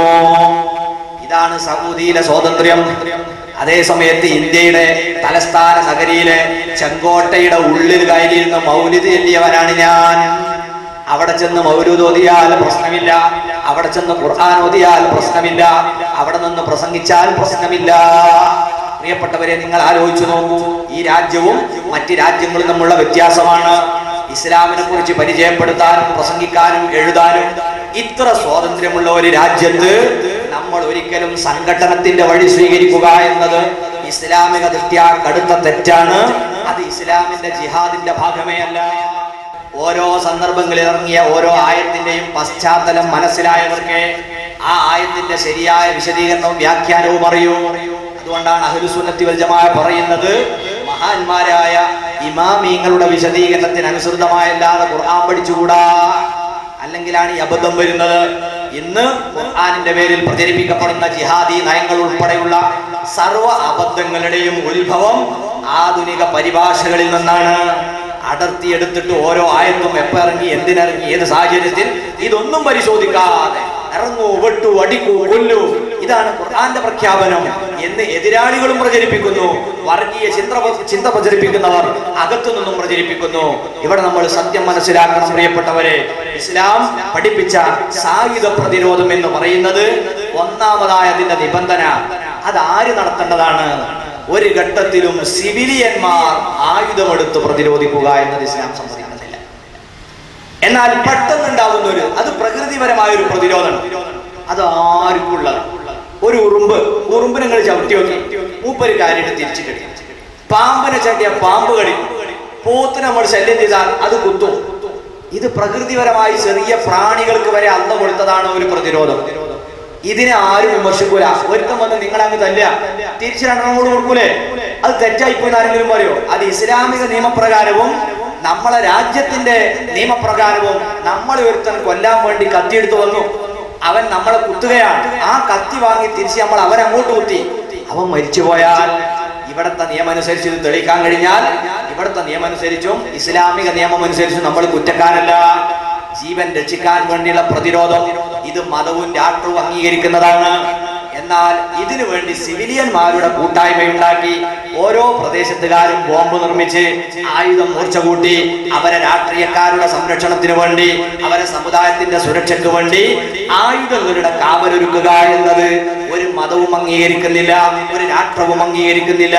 അത് ഭീകരതയാണ്, തീവ്രവാദമാണ്. നമ്മൾ ചിന്തിക്കണം. ഇസ്ലാമിന്റെ നയം സായുധ പ്രതിരോധം എന്ന് പറയുന്നത് അവശ്യഘട്ടത്തിൽ വളരെ ആവശ്യമുള്ള സമയത്ത് മാത്രം ഭരണകൂടം എടുത്തുപയോഗിക്കേണ്ടതാണ്. അത് സിവിലിയന്മാരെ ഏൽപ്പിച്ചിട്ടില്ല. ഇതുകൊണ്ടാണ് പ്രിയപ്പെട്ടവരെ നിങ്ങൾ ചിന്തിച്ചു നോക്കൂ, നബി സല്ലല്ലാഹു അലൈഹി വസല്ലം തങ്ങളുടെ ജീവിതത്തിൽ ഏറ്റവും അധികം പ്രതിസന്ധി പ്രയാസങ്ങൾ അനുഭവിച്ച കാലഘട്ടം ഏതാ? മക്കയിൽ താമസിച്ച 13 കൊല്ലം. അല്ലെ, അത്ര മദീനയിൽ ഉണ്ടായിട്ടില്ല. മക്കയിൽ താമസിച്ച 13 കൊല്ലം ഒരു കഷ്ടപ്പാടുകളുടെ വർഷമാണ്. മഹാനായ നബി കരീം സല്ലല്ലാഹു അലൈഹി വസല്ലം തങ്ങളും അനുയായികളും വല്ലാതെ പീഡനം അനുഭവിച്ചിട്ടുണ്ട്. മഹാനായ സയ്യിദുനാ അമ്മാർ ഇബ്നു യാസിർ റളിയല്ലാഹു അൻഹു ഗൽബനായ സ്വഹാബിയാണ്. അദ്ദേഹം അതാ ഒരിക്കൽ ഉമറുൽ ഫാറൂഖ് തങ്ങളെ ചാരത്തിരിക്കുമ്പോൾ ഉമർ ഖത്താബ് റളിയല്ലാഹു അൻഹു അദ്ദേഹത്തിന്റെ പുറത്ത് വെറുതെ കൈകൊണ്ട് ഇങ്ങനെ തടവി നോക്കുന്നു. കുപ്പായത്തിന്റെ ഉൾവശത്ത് ആഴമുള്ള ഒരു കുഴി തന്റെ കൈക്ക് തടയുകയാണ്. അമീറുൽ മുഅ്മിനീൻ ചോദിക്കുന്നു, അമ്മാർ, എന്താണ് നിങ്ങളെ പുറത്തീ കാണുന്നത്? മഹാനായ അമ്മാർ ഇബ്നു യാസിർ റളിയല്ലാഹു അൻഹുവിന്റെ മറുപടി, അമീറുൽ മുഅ്മിനീൻ, ആദ്യകാലത്ത് ലാ ഇലാഹ ഇല്ലല്ലാഹ് ഈ മന്ത്രവുമായി പ്രവാചകൻ രംഗത്തിറങ്ങിയപ്പോൾ അത് ഏറ്റുവിളിക്കാൻ കൂടെ ഉണ്ടായിരുന്നത് ഞങ്ങളെപ്പോലുള്ള ഏതാനും ദുർബലരായ അടിമകളായിരുന്നു. എന്റെ കുടുംബം പ്രവാചകനിൽ വിശ്വസിച്ചപ്പോൾ എന്റെ യജമാനന്മാർ ഞങ്ങളെ കുടുംബത്തെ പീഡിപ്പിച്ചു. എന്റെ പ്രിയപ്പെട്ട ഉമ്മ ബീവി സുമയ്യ റളിയല്ലാഹു അൻഹാ, അല്ലാഹു അവരെ ബർക്കത്ത് കൊണ്ട് നമ്മളെ ഉമ്മമാരെ ഈമാൻ ശക്തിപ്പെടുത്തി തരട്ടെ. ഇസ്ലാമിൽ ആദ്യമായി വധിക്കപ്പെടുന്നത് ഒരു ഉമ്മയാണ്. അതാണ് യാസിർ തങ്ങളുടെ പ്രിയപ്പെട്ട മാതാവ് സുമയ്യ ബീവി റളിയല്ലാഹു അൻഹാ. മഹദി അവരുകളെ അതാ നിഷ്ഠൂരം വെയിലത്തിട്ട് വിവസ്ത്രയാക്കി നിർത്തിയിട്ട് പീഡിപ്പിക്കുകയാണ്. അങ്ങനെ നട്ടുച്ച നേരത്ത് അബൂജഹലും സംഘവും ചെന്ന് ചോദിക്കുന്നു, നിങ്ങൾ മുഹമ്മദിന്റെ മതം വിടാൻ തയ്യാറുണ്ടോ? നിങ്ങൾക്ക് നല്ല ഒരു ജീവിതം തരാം. ആ ഉമ്മ ഉറച്ചു നിന്നു. അശ്ഹദു അല്ലാ ഇലാഹ ഇല്ലല്ലാഹു വഅശ്ഹദു അന്ന മുഹമ്മദർ റസൂലുള്ളാഹ്. അബൂജഹലിന്റെ കരാളക്കരം കൊണ്ട് തന്നെ അതാ ഒരു ചാട്ടുളി ആ ഉമ്മയുടെ വയറ്റിലേക്ക് തറച്ചു കയറി. അതിന്റെ തലയിൽ നിന്ന് പടഞ്ഞു പടഞ്ഞാണ് മഹദിയായ ബീവി സുമയ്യ എന്ന എന്റെ ഉമ്മ മരണപ്പെട്ടു പോയത്. തങ്ങളെ, എന്റെ പ്രിയപ്പെട്ട പിതാവ്, അതെ എന്റെ പ്രിയപ്പെട്ട വാപ്പയാകുന്ന യാസിർ റളിയല്ലാഹു അൻഹു, അദ്ദേഹവും വല്ലാതെ പീഡിപ്പിക്കപ്പെട്ടു. നട്ടുച്ച സമയമാകുമ്പോൾ ശരീരത്തിലെ വസ്ത്രമൊക്കെ മാറ്റിയിട്ട് ഇരുമ്പിന്റെ അങ്കി ധരിപ്പിച്ച് മണലിൽ കൊണ്ടുപോയി കിടത്തുകയാണ്. മേലെ സൂര്യന്റെ ചൂട്, താഴെ മണലിന്റെ ചൂട്, അതോടൊപ്പം ഈ കമ്പി ചൂട് പിടിക്കുന്നു. എന്റെ പിതാവിന്റെ ശരീരത്തിലെ ചർമ്മം ഉരുകി മനുഷ്യ മാംസത്തിന്റെ ഗന്ധം വരുന്നു. ആളുകൾ വന്ന് ചോദിക്കുന്നു, യാസിർ, നീ മതം വിടാൻ തയ്യാറുണ്ടോ? എന്റെ വാപ്പ തയ്യാറായില്ല. അവസാനം പീഡനമേറ്റേറ്റ് ദുർബലനായ എന്റെ പിതാവ് ഈ ലോകത്തോട് വിട പറഞ്ഞു. ഞാനന്ന് നല്ല ആരോഗ്യമുള്ള ചെറുപ്പക്കാരനാണ്. എന്നോടുള്ള പീഡനം അതികഠിനമായിരുന്നു. ഇരുമ്പിന്റെ കഷ്ണങ്ങളാ തീയിലിട്ട് പഴുപ്പിക്കുന്നു. അത് മണലിൽ പാകി വെച്ചിട്ട് എന്നെ വിവസ്ത്രനാക്കി അതിന്റെ മേലെ മലർത്തി കിടത്തിയിട്ട് നെഞ്ചത്ത് കരിങ്കല്ലെടുത്ത് വെക്കുമ്പോ കരകരായെന്ന ശബ്ദത്തോടെ എന്റെ പുറത്തേക്ക് തുളഞ്ഞു കയറി ഇന്നും തൂർന്നു പോകാതെ അവശേഷിക്കുന്ന കുഴികളാണ് അമീറുൽ മുഅ്മിനീൻ നിങ്ങൾ ഈ കൈകൾക്ക് തടഞ്ഞിട്ടുള്ളത്. ഹബീബായ നബി സല്ലല്ലാഹു അലൈഹി വസല്ലം ഈ പീഡനം നടക്കുന്ന കാലത്ത് മക്കത്തുണ്ട്. എന്താണ് നബി തങ്ങൾ പറഞ്ഞത്? ബിലാലെ, എമ്മാറെ, നിങ്ങളൊരു വാളെടുത്തോളൂ, രാത്രി അബൂജഹലും സംഘവും മദ്യപിച്ച് കഅബത്തിന്റെ ചാരത്തിലക്കില്ലാതെ അവര് വന്നിരിക്കുന്ന നേരത്ത് ഒന്നങ്ങ് ചുഴറ്റിയാൽ ഈ പീഡനത്തിന് പരിഹാരമാകൂലേ? റസൂലുള്ളാഹി നിങ്ങൾ സമ്മതിച്ചില്ല, ഉപദേശിച്ചില്ല. എന്തുകൊണ്ട്? ആയുധത്തെ സിവിലിയന്മാര് കയ്യിലെടുക്കാൻ അനുവദിച്ചാൽ അപ്പുറത്തും സിവിലിയന്മാരുണ്ട്, ഇപ്പുറത്തും സിവിലിയന്മാരുണ്ട്. അത് സമാധാനം ഒരിക്കലും തിരിച്ചു കൊണ്ടുവരില്ല. ആയുധമെടുക്കേണ്ടത് ഭരണാധികാരികളാണ്. അതുകൊണ്ട് തന്നെ നബി സല്ലല്ലാഹു അലൈഹി വസല്ലം അവരോട് പഠിപ്പിച്ചതെന്താണ്? ഇസ്ബിറൂ ആല യാസർ ഫഇന്ന മൗഇദകുമുൽ ജന്ന.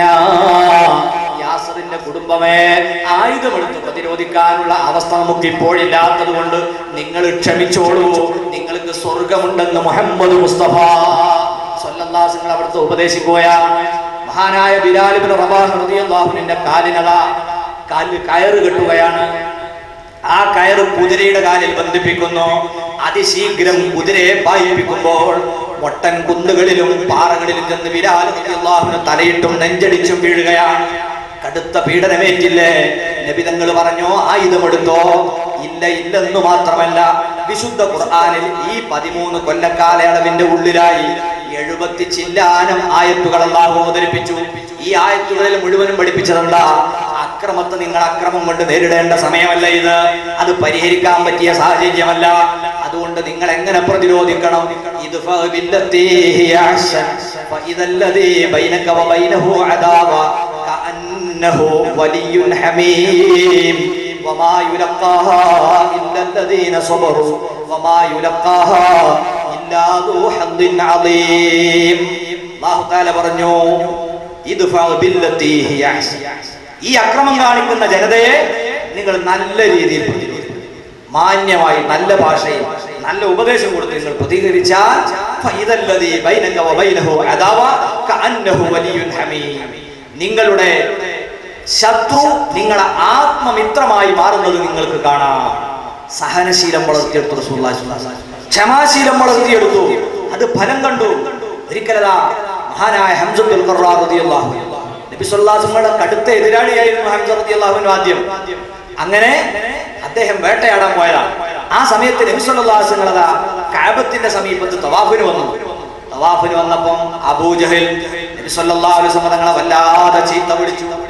അവസാനം താക്കീത് ചെയ്തു, ഇനി എങ്ങാനും ഈ കഅബന്റെ മുറ്റത്ത് വന്ന് സുജൂദ് ചെയ്യുകയാണെങ്കിൽ നിന്റെ മുഖം ഞാൻ മണ്ണിലിട്ട് ചവിട്ടി അരച്ചു കളയും.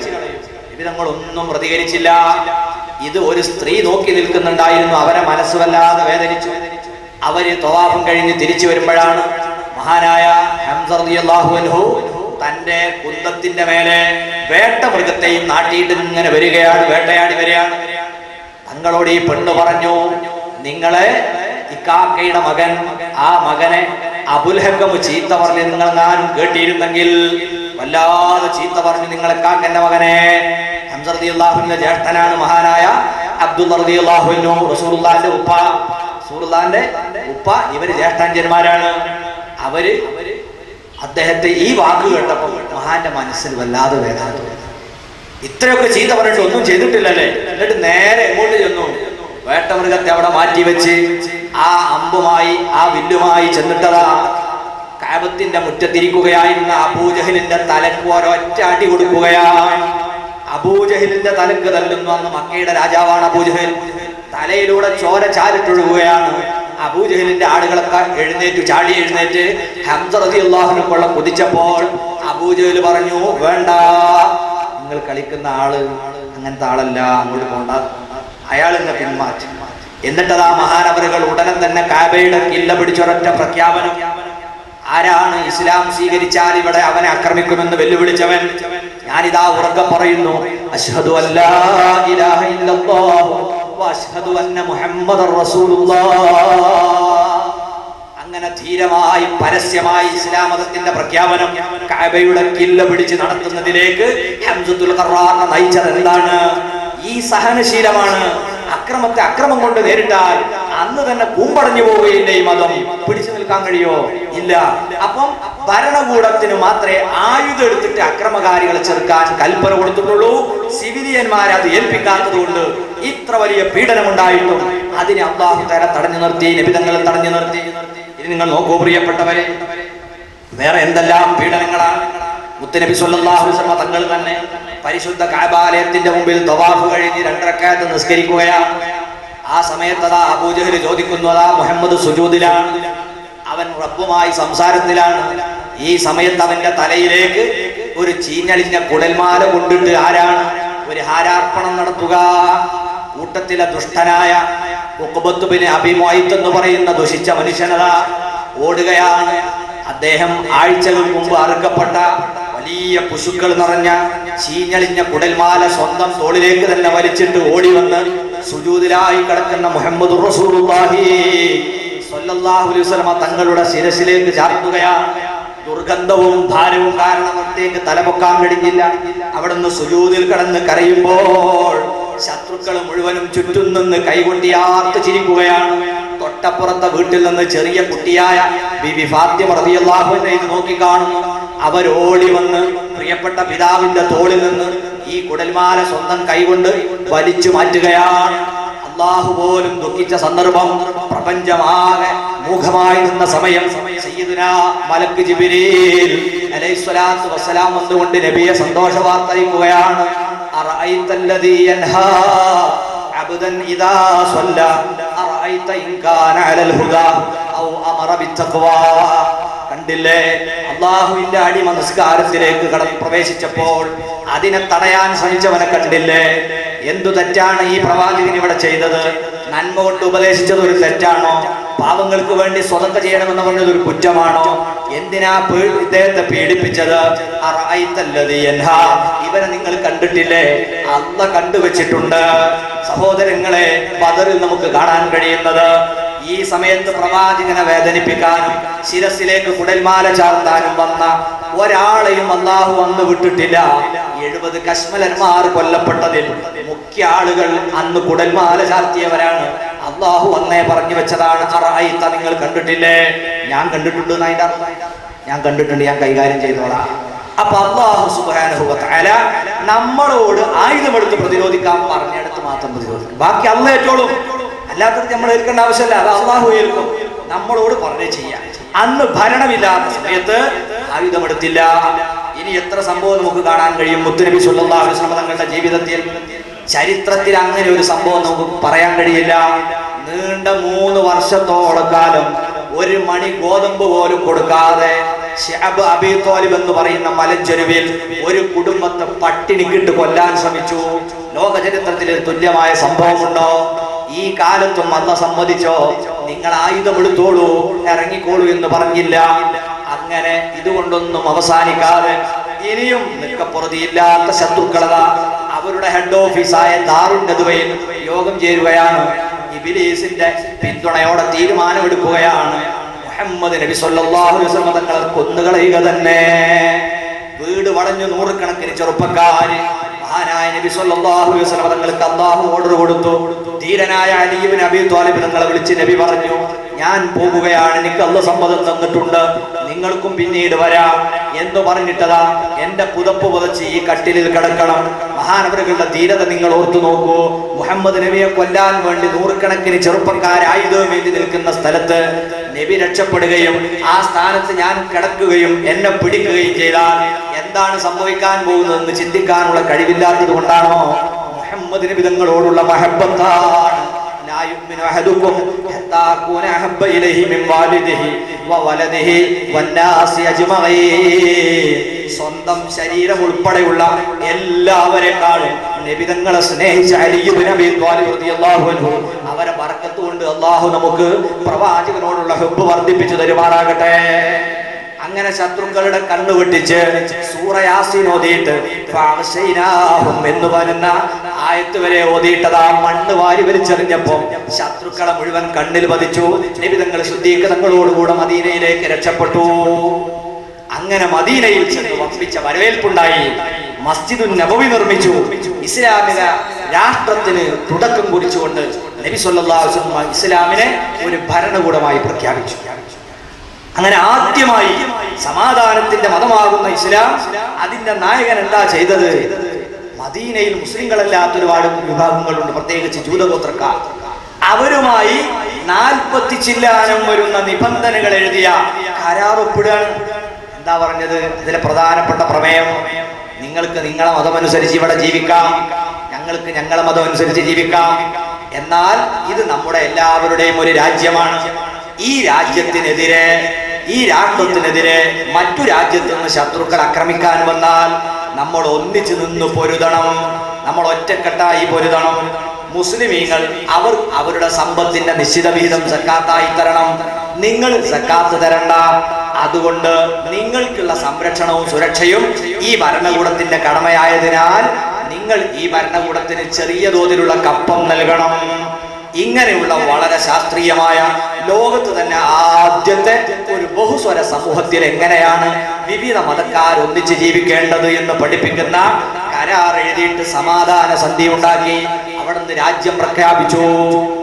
അങ്ങനെ രണ്ടാമത്തെ വർഷമായപ്പോഴേക്ക് കുറേശികൾ ഇങ്ങനെ ചിന്തിക്കാൻ തുടങ്ങി, ഇതിപ്പോ മുഹമ്മദ് അവിടെ പോയി നമ്മൾ വലിയ നഷ്ടത്തിലാ, ഒരു വലിയ രാജ്യമായി എന്തായാലും തിരിച്ചു വരും, നമ്മളെ ജയിച്ചടക്കും, അതിനു മുമ്പ് നമ്മൾ ശ്രമിച്ചില്ലെങ്കിൽ അപകടമുണ്ടാകും എന്ന് ചർച്ച ചെയ്തുകൊണ്ട് അവരൊരു തീരുമാനം എടുത്തു. ഈ മുഹമ്മദിന്റെ കൂടെ അവന്റെ മതവും സ്വീകരിച്ച് ഓടിപ്പോയ കുറെ ആളുകളുണ്ടല്ലോ, അവരെ ധാരാളം സ്വത്തുണ്ട് മദീനത്ത്, മക്കത്ത്. ആ സമ്പത്ത് ഉപയോഗപ്പെടുത്തി അതോടൊപ്പം ഇവിടുത്തെ എല്ലാ പ്രമുഖരുടെയും നല്ലൊരു വിഹിതവും കൂടി എടുത്തിട്ട് നല്ലൊരു യുദ്ധ ഫണ്ട് നമുക്ക് ഉണ്ടാക്കണം. ഒരു യുദ്ധം കൊണ്ടൊന്നും അവസാനിക്കും തോന്നില്ല, നിരന്തര യുദ്ധം വേണ്ടി വരും.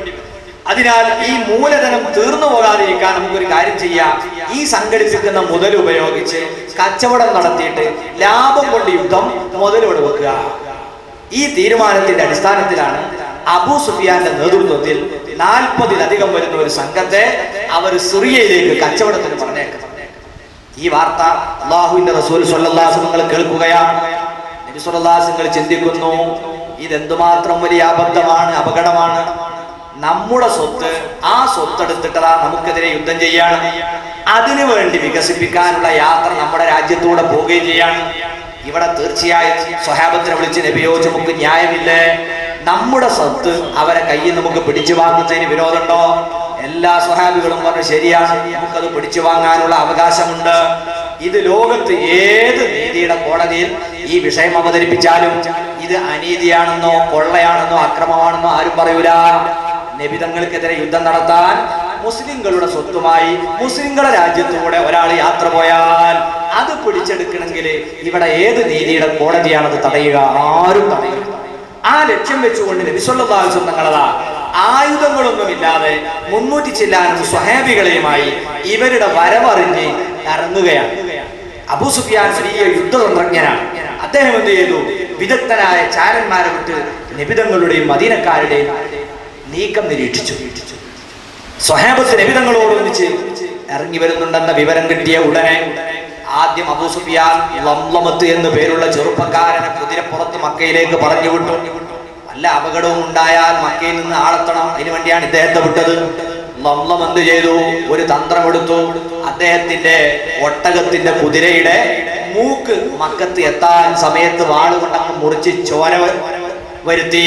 ആ ചോര മുഴുവനും തന്റെ ശരീരത്തിലൊക്കെ പുരട്ടി തന്റെ കുപ്പായവും വാളുകൊണ്ട് കീറി. അങ്ങനെ ആർത്ത് കരഞ്ഞുകൊണ്ടാണ് മക്കയിലേക്ക് ലംലമത്ത് വരുന്നത്. ഇതാ മുഹമ്മദും സംഘവും നമ്മളെ നേതാവ് അബൂ സുഫിയാനെയും അനുയായികളെയും പിടികൂടി കൊന്നുകളഞ്ഞിരിക്കുന്നു, അവരെ സമ്പത്ത് പിടിച്ചെടുത്തിരിക്കുന്നു, ഞാൻ കഷ്ടിച്ചു രക്ഷപ്പെട്ടതാണ്. ഇയാളെന്ന് അട്ടഹസിച്ചപ്പം മക്കാരും അവരെല്ലാവരും കൂടി പറഞ്ഞു, ഇതിനിപ്പം പകരം ചോദിക്കണം. അബൂജഹൽ തീരുമാനമെടുത്തു, ചെറുപ്പക്കാരെ തയ്യാറെടുക്കുക. 100 കുതിരകളതാ കുതിരപ്പടയാളികൾ തയ്യാറായി. അതുപോലെ 700 ഒട്ടകങ്ങൾ സജ്ജമായി. 1000 ചുറുചുറുക്കുള്ള ചെറുപ്പക്കാര് സന്നദ്ധരായി. അങ്ങനെ യുദ്ധത്തിന് വേണ്ടിയുള്ള ഒരുക്കങ്ങൾ തകൃതിയായി നടക്കുന്നു. പ്രമുഖരായ ആളുകളെ മുഴുവനും അബൂജഹൽ നേരിട്ട് കണ്ട് നിങ്ങൾ മുന്നിൽ നിൽക്കണം, മുന്നിൽ നിൽക്കണം എന്ന് പറയുകയാണ്. ആ കൂട്ടത്തിൽ നമുക്കൊരാളെ കാണാൻ കഴിയും. അത് ആരാണെന്നറിയോ? അത് മറ്റാരുമല്ല, ഉമയ്യത്ത് ബിൻ ഖലഫ് എന്ന് പറയുന്ന ഒരു ദുഷ്ടനുണ്ട്. അദ്ദേഹത്തെയും വിളിച്ചു, നിങ്ങൾ ഈ നാടിന്റെ നേതാവാണ്, നിങ്ങൾ മുന്നിൽ നിന്ന് പോരാടണം. ഉമയ്യത്ത് വല്ലാതെ അങ്ങായിപ്പോയി ഇത് പറഞ്ഞു. എന്താ കാരണം? ഉമയ്യത്തിന്റെ കൂട്ടുകാരനാണ് മഹാനായ മദീന നിവാസി സഅദ് റളിയല്ലാഹു അൻഹു. സഅദ് റളിയല്ലാഹു അൻഹും ഉമയ്യത്തും 2 മതക്കാരാണെങ്കിലും നേരത്തെ കച്ചവട രംഗത്ത് വലിയ സൗഹൃദമുണ്ട്. ഉമയ്യത്ത് ബിൻ ഖലഫ് മദീനയിൽ ചെന്നാൽ സഅദ് റളിയല്ലാഹുവിന്റെ വീട്ടിലാണ് തങ്ങുക. സഅദ് റളിയല്ലാഹു മക്കയിൽ വന്നാൽ ഉമയ്യത്തിന്റെ വീട്ടിലാണ് തങ്ങുക. അന്ന് ഒരിക്കൽ സഅദ് റളിയല്ലാഹു അൻഹു മക്കത്ത് വന്നപ്പോൾ ഉമയ്യത്തിനോട് പറഞ്ഞു, ഉമയ്യത്തെ എനിക്കൊന്ന് തവാഫ് ചെയ്യാൻ ആഗ്രഹമാണ്, ആളും തിരക്കൊന്നും ഇല്ലാത്തൊരു സമയം പറഞ്ഞെന്നാൽ എനിക്കൊന്ന് തവാഫ് ചെയ്യാം. അപ്പൊ ഉമയ്യത്ത് പറഞ്ഞു പിച്ചക്ക് പോകാൻ ആരും ഉണ്ടാവില്ല. അങ്ങനെ ആരും ഇല്ലാത്ത സമയത്ത് ഉമയ്യത്ത് തന്റെ സുഹൃത്തായ സഅദ് റളിയല്ലാഹു അൻഹുവിനെ കൊണ്ടുപോയതാണ്. കൊണ്ടുപോയി തവാഫ് ചെയ്യുന്നത് ആരാണ് ആദ്യം കാണുന്നത്? സാക്ഷാൽ അബൂജഹൽ ലഅനത്തുല്ലാഹി അലൈഹി. അയാൾ ആക്രോശിക്കുകയാണ്, ഓ സഅദേ, എന്താണടാ നിർഭയം, ഞങ്ങളെ നാട്ടിൽ വന്ന് ഇങ്ങനെ തവാഫ് ചെയ്യുന്നുണ്ടല്ലോ, എന്തേ നിനക്ക് സംഭവിച്ചത്? ആരാ നിനക്ക് ഇതിന് സമ്മതം തന്നത്? അദ്ദേഹം അതാ വളരെ ഗൗരവത്തോടെ സഅദ് റളിയല്ലാഹു അൻഹു ശകാരിക്കുകയാണ്.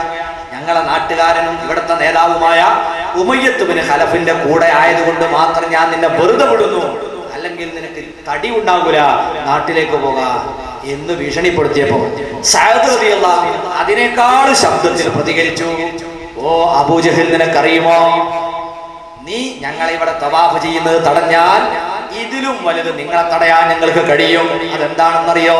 നിങ്ങൾക്ക് ആഹാരം കിട്ടണമെങ്കിൽ ഞങ്ങളെ നാട്ടിലൂടെ കച്ചവട യാത്ര പോകണ്ടേ, നിങ്ങൾ സമ്മതിക്കൂല.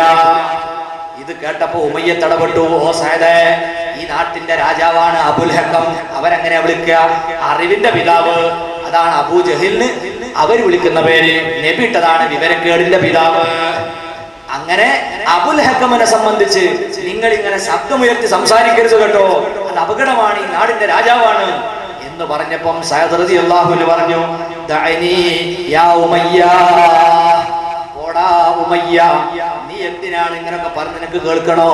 എന്റെ നേതാവ് മുഹമ്മദ് മുസ്തഫ സ്വല്ലല്ലാഹു അലൈഹി വസല്ലം ഒരു പ്രവചനമുണ്ട്, ഉമയ്യത്താകുന്ന നീ ഞങ്ങളുടെ അനുയായികളിലൂടെ വധിക്കപ്പെടുമെന്ന് സയ്യിദുനാ റസൂലുള്ളാഹി സ്വല്ലല്ലാഹു അലൈഹി വസല്ലം പറഞ്ഞിട്ടുണ്ട് എന്നങ്ങ് കേട്ടപാട് ഉമയ്യത്ത് ചോദിച്ചു, ഫീ മക്ക, മക്കയിൽ വെച്ചായിരിക്കും അവരെന്നെ കൊല്ലുക. മഹാൻ പറഞ്ഞു, ലാ അദ്രി, എവിടെ വെച്ചാണെന്ന് എനിക്കറിയില്ല, റസൂലുള്ളാഹി അങ്ങനെ പറഞ്ഞിട്ടുണ്ട്. ഈ ഉമയ്യത്ത് ബിൻ ഖലഫും അദ്ദേഹത്തിന്റെ ജ്യേഷ്ഠനായ ഉമയ്യത്ത് ബിൻ എന്ന് പറഞ്ഞിട്ട് മറ്റൊരാളും കൂടെ ഉണ്ട്. അവർ രണ്ടുപേരും എപ്പോഴും നബി തങ്ങളെ ഭീഷണിപ്പെടുത്താറ്. ഒരിങ്ങനെ കുതിരപ്പത്ത് കയറി, ഈ കുതിരമ്മൊന്നും കൊല്ലു ഞാൻ എന്നെന്ന് പറഞ്ഞു നബിനെ കണ്ടാൽ. അപ്പൊ ഇയാളെ ജ്യേഷ്ഠനോട് അന്ന് നബി പറഞ്ഞിരുന്നു, അത് നിന്നെ ഞാൻ കൊല്ലലായിരിക്കും ഉണ്ടാവുക, കുറേ പറഞ്ഞു. അങ്ങനെ ഉഹുദിൽ നബി തങ്ങളെ കൈകൊണ്ടാണ് അയാൾ കൊല്ലപ്പെട്ടത്. ഇയാൾ ഭീഷണിപ്പെടുത്തിയപ്പോ നബി തങ്ങൾ പറഞ്ഞതാണ്, സ്വഹാബത്തിന്റെ കൈകൊണ്ട് കൊല്ലപ്പെടുമല്ലോ അയാള്. ഈ പ്രവചനം റസൂലുള്ളാഹിന്റെ നാക്കിലൂടെ വന്നിട്ടുണ്ടെങ്കിൽ അത് നടക്കും. ഉറച്ച വിശ്വാസമാണ് സഅദ് റളിയല്ലാഹു അൻഹുവിനുള്ളത്. പോരാ, നബിയെ അംഗീകരിക്കാത്ത ഉമയ്യത്തിനറിയാം മുഹമ്മദ് നബി സ്വല്ലല്ലാഹു അലൈഹി വസല്ലം നാവുകൊണ്ട് പറഞ്ഞത് നടന്ന സംഭവമേ ഉള്ളൂ, അനുഭവമേ ഉള്ളൂ. അതുകൊണ്ട് അയാൾ പേടിച്ചു പറച്ചു. അബൂജഹൽ വിളിച്ചു, പോ, യുദ്ധത്തിന് മുന്നിൽ നിൽക്കണം. ഇത് പറയാൻ പറ്റും അയാളോട്? ഇല്ല. അപ്പം നിവൃത്തിയില്ലാണ്ട് എന്ത് ചെയ്തു? ഒരേ ചെന്നിട്ട് ഒട്ടകത്തെയും കുതിരയൊക്കെ റെഡിയാക്കി. അപ്പൊ ഭാര്യ ചോദിച്ചു, അല്ല നിങ്ങളെ മദീനയിലെ കൂട്ടുകാരൻ പണ്ട് പറഞ്ഞ് നിങ്ങൾ മറന്നുപോയിട്ടുണ്ടോന്ന് ചോദിച്ചു. ഇല്ല, ഞാൻ മറന്നിട്ടൊന്നുമില്ല, ഞാൻ മദീനത്ത് കടത്തൂല, അതിന്റെ ഇടയ്ക്ക് ഞാൻ എങ്ങനെയെങ്കിലും തടി വരുന്നതാണ്, ഞാൻ തൽക്കാലം മൂപ്പരെ കണ്ണോട്ടിക്കാൻ വേണ്ടി ഒന്ന് പോവാണ്, അങ്ങനെ ഇറങ്ങിയതാ. പക്ഷേ ഇയാൾ ഇങ്ങനെ കുറെ ആൾക്ക് വന്ന് മൂത്രയിക്കെട്ടാൻ പുറത്ത് നോക്കും. അപ്പൊ അബൂജഹൽ പറഞ്ഞു, പോലെ ഇങ്ങോട്ട് വാ. അങ്ങനെ എന്ത് ചെയ്തു? അതുവരെ തെളിച്ച് അബൂജഹൽ ഇയാളെ കൊണ്ടുപോയി. അപ്പോഴേക്കാ ആര് എത്തി? അബൂ സുഫിയാൻ വന്നു. അബൂ സുഫിയാൻ വന്ന് നോക്കുമ്പോ ഒരു പോറൽ പോലും ഏറ്റിട്ടില്ല. ഇതുവരെ ലംലം എന്ന ദുഷ്ടൻ പ്രചരിപ്പിച്ചത് മുഴുവനും അസത്യ വാർത്തയായിരുന്നു. അബൂ സുഫിയാൻ പറഞ്ഞു, ഈ സമയത്ത് നമ്മൾ യുദ്ധത്തിന് പോകണ്ട, പക്ഷേ അബൂജഹലിന് മാത്രം നിർബന്ധം പോയേ പറ്റൂ, അള്ളാഹുവിന്റെ ഖലാ നടക്കണ്ടേ. വാശിയോട് വാശിയായി അങ്ങനെ നിർബന്ധത്തിന് വഴങ്ങി എല്ലാവരും പുറപ്പെടുകയാണ്. അങ്ങനെ മഹാനായ നബി സല്ലല്ലാഹു അലൈഹി വസല്ലം ഈ സന്ദർഭത്തിലാണ് വാർത്ത കേൾക്കുന്നത്. സുബ്ഹാന ജല്ല ജലാലു, നബി തങ്ങളുടെ കൂടെ ആകെ ഉള്ളത് 7 വാളുകളാണ്. 300 ചില്ലാനം ആളുകൾക്കും കൂടി 7 വാളാണ്. 5-8 ഒട്ടകങ്ങളാണുള്ളത്. പലർക്കും കാലിൽ ധരിക്കാൻ ചെരുപ്പ് പോലുമില്ല. ഒരു യുദ്ധത്തിന് പോകുന്ന രീതിയിൽ ഭക്ഷണം കൊണ്ടുവന്നിട്ടില്ല. ഒരു ഹോട്ടലില്ലാത്ത കാലം, വെള്ളമില്ലാത്ത കാലം. ഇങ്ങനെയുള്ള മരുപ്രദേശത്ത് വെച്ച് സർവായുധ വിഭൂഷിതരായ ഒരു സമൂഹം അതാ യുദ്ധത്തിന് വേണ്ടി വരുന്നു. സ്വഹാബത്തിനെ വിളിച്ച് നബി ആലോചിച്ചു, എന്തു വേണം? നമ്മൾ മദീനയിലേക്ക് അങ്ങോട്ട് തിരിച്ചു പോകുകയോ അല്ലെങ്കിൽ ഇവിടെ വെച്ച് പ്രതിരോധിക്കുകയോ? അല്ലാഹുവിന്റെ റസൂല് സംശയം അവരോട് അഭിപ്രായം ആരാഞ്ഞപ്പോൾ അവരൊക്കെ അതാ അന്തിച്ചു നിൽക്കുകയാണ്. എന്താണ്? ആയുധമില്ലാതെ, ആൾഫലമില്ലാതെ, ഒരു യുദ്ധം ലക്ഷ്യം വെക്കാതെ ഇറങ്ങി വന്ന് നമ്മളൊരു യുദ്ധത്തെ നേരിടുകയോ? അപ്പോഴാണ് അല്ലാഹു സുബ്ഹാനഹു വ തആല ആദ്യമായി സായുധ പ്രതിരോധത്തിന് സമ്മതം നൽകിക്കൊണ്ട് സൂറത്തുൽ ഹജ്ജിന്റെ 40ാമത്തെ സൂക്തം അവതരിപ്പിക്കുന്നത് ഉദിന ലില്ലദീന യുഖാതലൂന ബിഅന്നഹും ദുലിമൂ വഇന്നല്ലാഹ അലാ നസ്രിഹിം ലഖദീർ. ഉദിന ലില്ലദീന യുഖാതലൂന, ഇങ്ങോട്ട് യുദ്ധം അടിച്ചേൽപ്പിക്കപ്പെട്ട ഒരു വിഭാഗത്തിന് പ്രതിരോധിക്കാൻ അല്ലാഹു സമ്മതം തന്നിരിക്കുന്നു. ഈ പ്രയോഗം തന്നെ നിങ്ങൾ ചിന്തിച്ചു നോക്കൂ. സാധാരണ അള്ളാഹു നമ്മളോട് പലതും കൽപ്പിച്ചിട്ടുണ്ട്. നിങ്ങൾ നിസ്കാരം നിലനിർത്തൂ, കൽപ്പനയാണ്. സകാത്ത് കൊടുത്തുവിട്ടു, നിർബന്ധ ബാധ്യതയാണ്. ഹജ്ജും ഉംറയും ചെയ്ത് പൂർത്തീകരിക്കൂ, കൽപ്പനയാണ്. എന്നാൽ യുദ്ധത്തെ സംബന്ധിച്ച് ആദ്യം അവതരിപ്പിക്കുന്നത് കൽപ്പന ശൈലിയിലല്ല, ഉദിന, നിങ്ങൾക്ക് സമ്മതം തരികയാണ്. എന്തിനാണ് ഇങ്ങനെ പ്രയോഗിച്ചത്? ഇതിനു മുമ്പ് ഇത് നിരോധിക്കപ്പെട്ടതാണ്. 70 ചില്ലാനം വരുന്ന ആയത്തിലൂടെ ആയുധമെടുക്കരുത്, സായുധ പ്രതിരോധം നടത്തരുത് എന്ന് അള്ളാഹു പറഞ്ഞത് എന്തുകൊണ്ടാണ്? അന്ന് മുസ്ലിങ്ങൾ സിവിലിയന്മാരൊരു കൂട്ടായ്മ മാത്രമാണ്. അന്ന് രാജ്യമില്ല, ഭരണമില്ല. അതുകൊണ്ട് സിവിലിയന്മാർ ആയുധമെടുക്കരുത്. ഇന്ന് ഒരു രാഷ്ട്രമാണ്, ഇസ്ലാമിക രാജ്യമാണ്. പ്രവാചകൻ ആ രാജ്യത്തിന്റെ നായകനാണ്. ഒരു രാഷ്ട്രത്തെയും അവിടുത്തെ ജനങ്ങളെയും വകവരുത്താൻ മറ്റൊരു രാജ്യത്ത് നിന്ന് സേന വരുമ്പോൾ കയ്യും കെട്ടി നോക്കി നിൽക്കാൻ ഭരണാധികാരിക്ക് പാടില്ല. അത് ആ രാജ്യത്തിന്റെ ഭരണാധികാരിയുടെ കടമയാണ്. അതുകൊണ്ടാണ് അള്ളാഹുവിടെ സമ്മതം നൽകിയത്. ഇതാണ് ഇസ്ലാമിലെ സായുധ പ്രതിരോധം. പ്രിയപ്പെട്ടവരെ, ഇത് തെറ്റാണെന്ന് ലോകത്ത് ഏത് രാഷ്ട്രനായകന് പറയാൻ കഴിയും? ഇന്ത്യക്ക് പ്രതിരോധ മന്ത്രിയിലെ AK ആന്റണി പ്രതിരോധ മന്ത്രിയാണ്. അതിനൊരു മന്ത്രാലയമുണ്ട്. 10 ലക്ഷത്തിലധികം വരുന്ന പട്ടാളക്കാരുണ്ട്. സർവ്വ ആയുധവും നമുക്കുണ്ട്. അമേരിക്കക്കാർക്കുണ്ട്, പാകിസ്ഥാനുണ്ട്, ഇംഗ്ലണ്ടുകാർക്കുണ്ട്, എല്ലാ രാജ്യങ്ങൾക്കും. എന്തിനാണിത്? എല്ലാവരും പറയുന്നത് എന്തിനാ? ഞങ്ങൾ ആരെയും അങ്ങോട്ട് ആക്രമിക്കാൻ പോവല്ല. ഇങ്ങോട്ട് ആരെങ്കിലും ആക്രമിക്കാൻ വന്നാൽ അവരെ പ്രതിരോധിക്കും. ഇത് ഇസ്ലാമിക രാജ്യത്തിനും ആവശ്യമുള്ളതല്ലേ? ബദറിൽ നടന്നത് അതാണ്. ഒരു രാജ്യത്തെ ആക്രമിക്കാൻ ഇങ്ങോട്ട് വന്ന മറ്റൊരു രാജ്യത്തിന്റെ സേനയെ, ആ രാഷ്ട്രത്തിലെ പൗരന്മാരെ സംഘടിപ്പിച്ച്, സേന എന്ന രാജ്യത്തെ ജനങ്ങളല്ലേ, അവരെ സംഘടിപ്പിച്ച് പ്രതിരോധിക്കുക. ഇതാണ് ഇസ്ലാമിന്റെ സായുധ പ്രതിരോധം എന്ന ജിഹാദ്. അത് ഭരണകൂടം ചെയ്യേണ്ടതാണ്. ഇതുപോലെ നോക്കൂ, ഇത് 500ഓളം കിലോമീറ്റർ അപ്പുറത്താണ് മക്കയുള്ളത്. അവിടെ നിന്ന് മദീനയോടടുത്തുള്ള ഈ ബദർ എന്ന പ്രദേശത്തേക്ക് ശത്രുക്കൾ ഇങ്ങോട്ട് വന്നപ്പോൾ പ്രതിരോധിച്ചതാണ്. രണ്ടാമത്തെ പ്രതിരോധം ഏതാ? അത് ഉഹുദാണ്. ഉഹുദ് എന്നത് മദീനയിൽ തന്നെയുള്ള ഒരു മലയാണ്.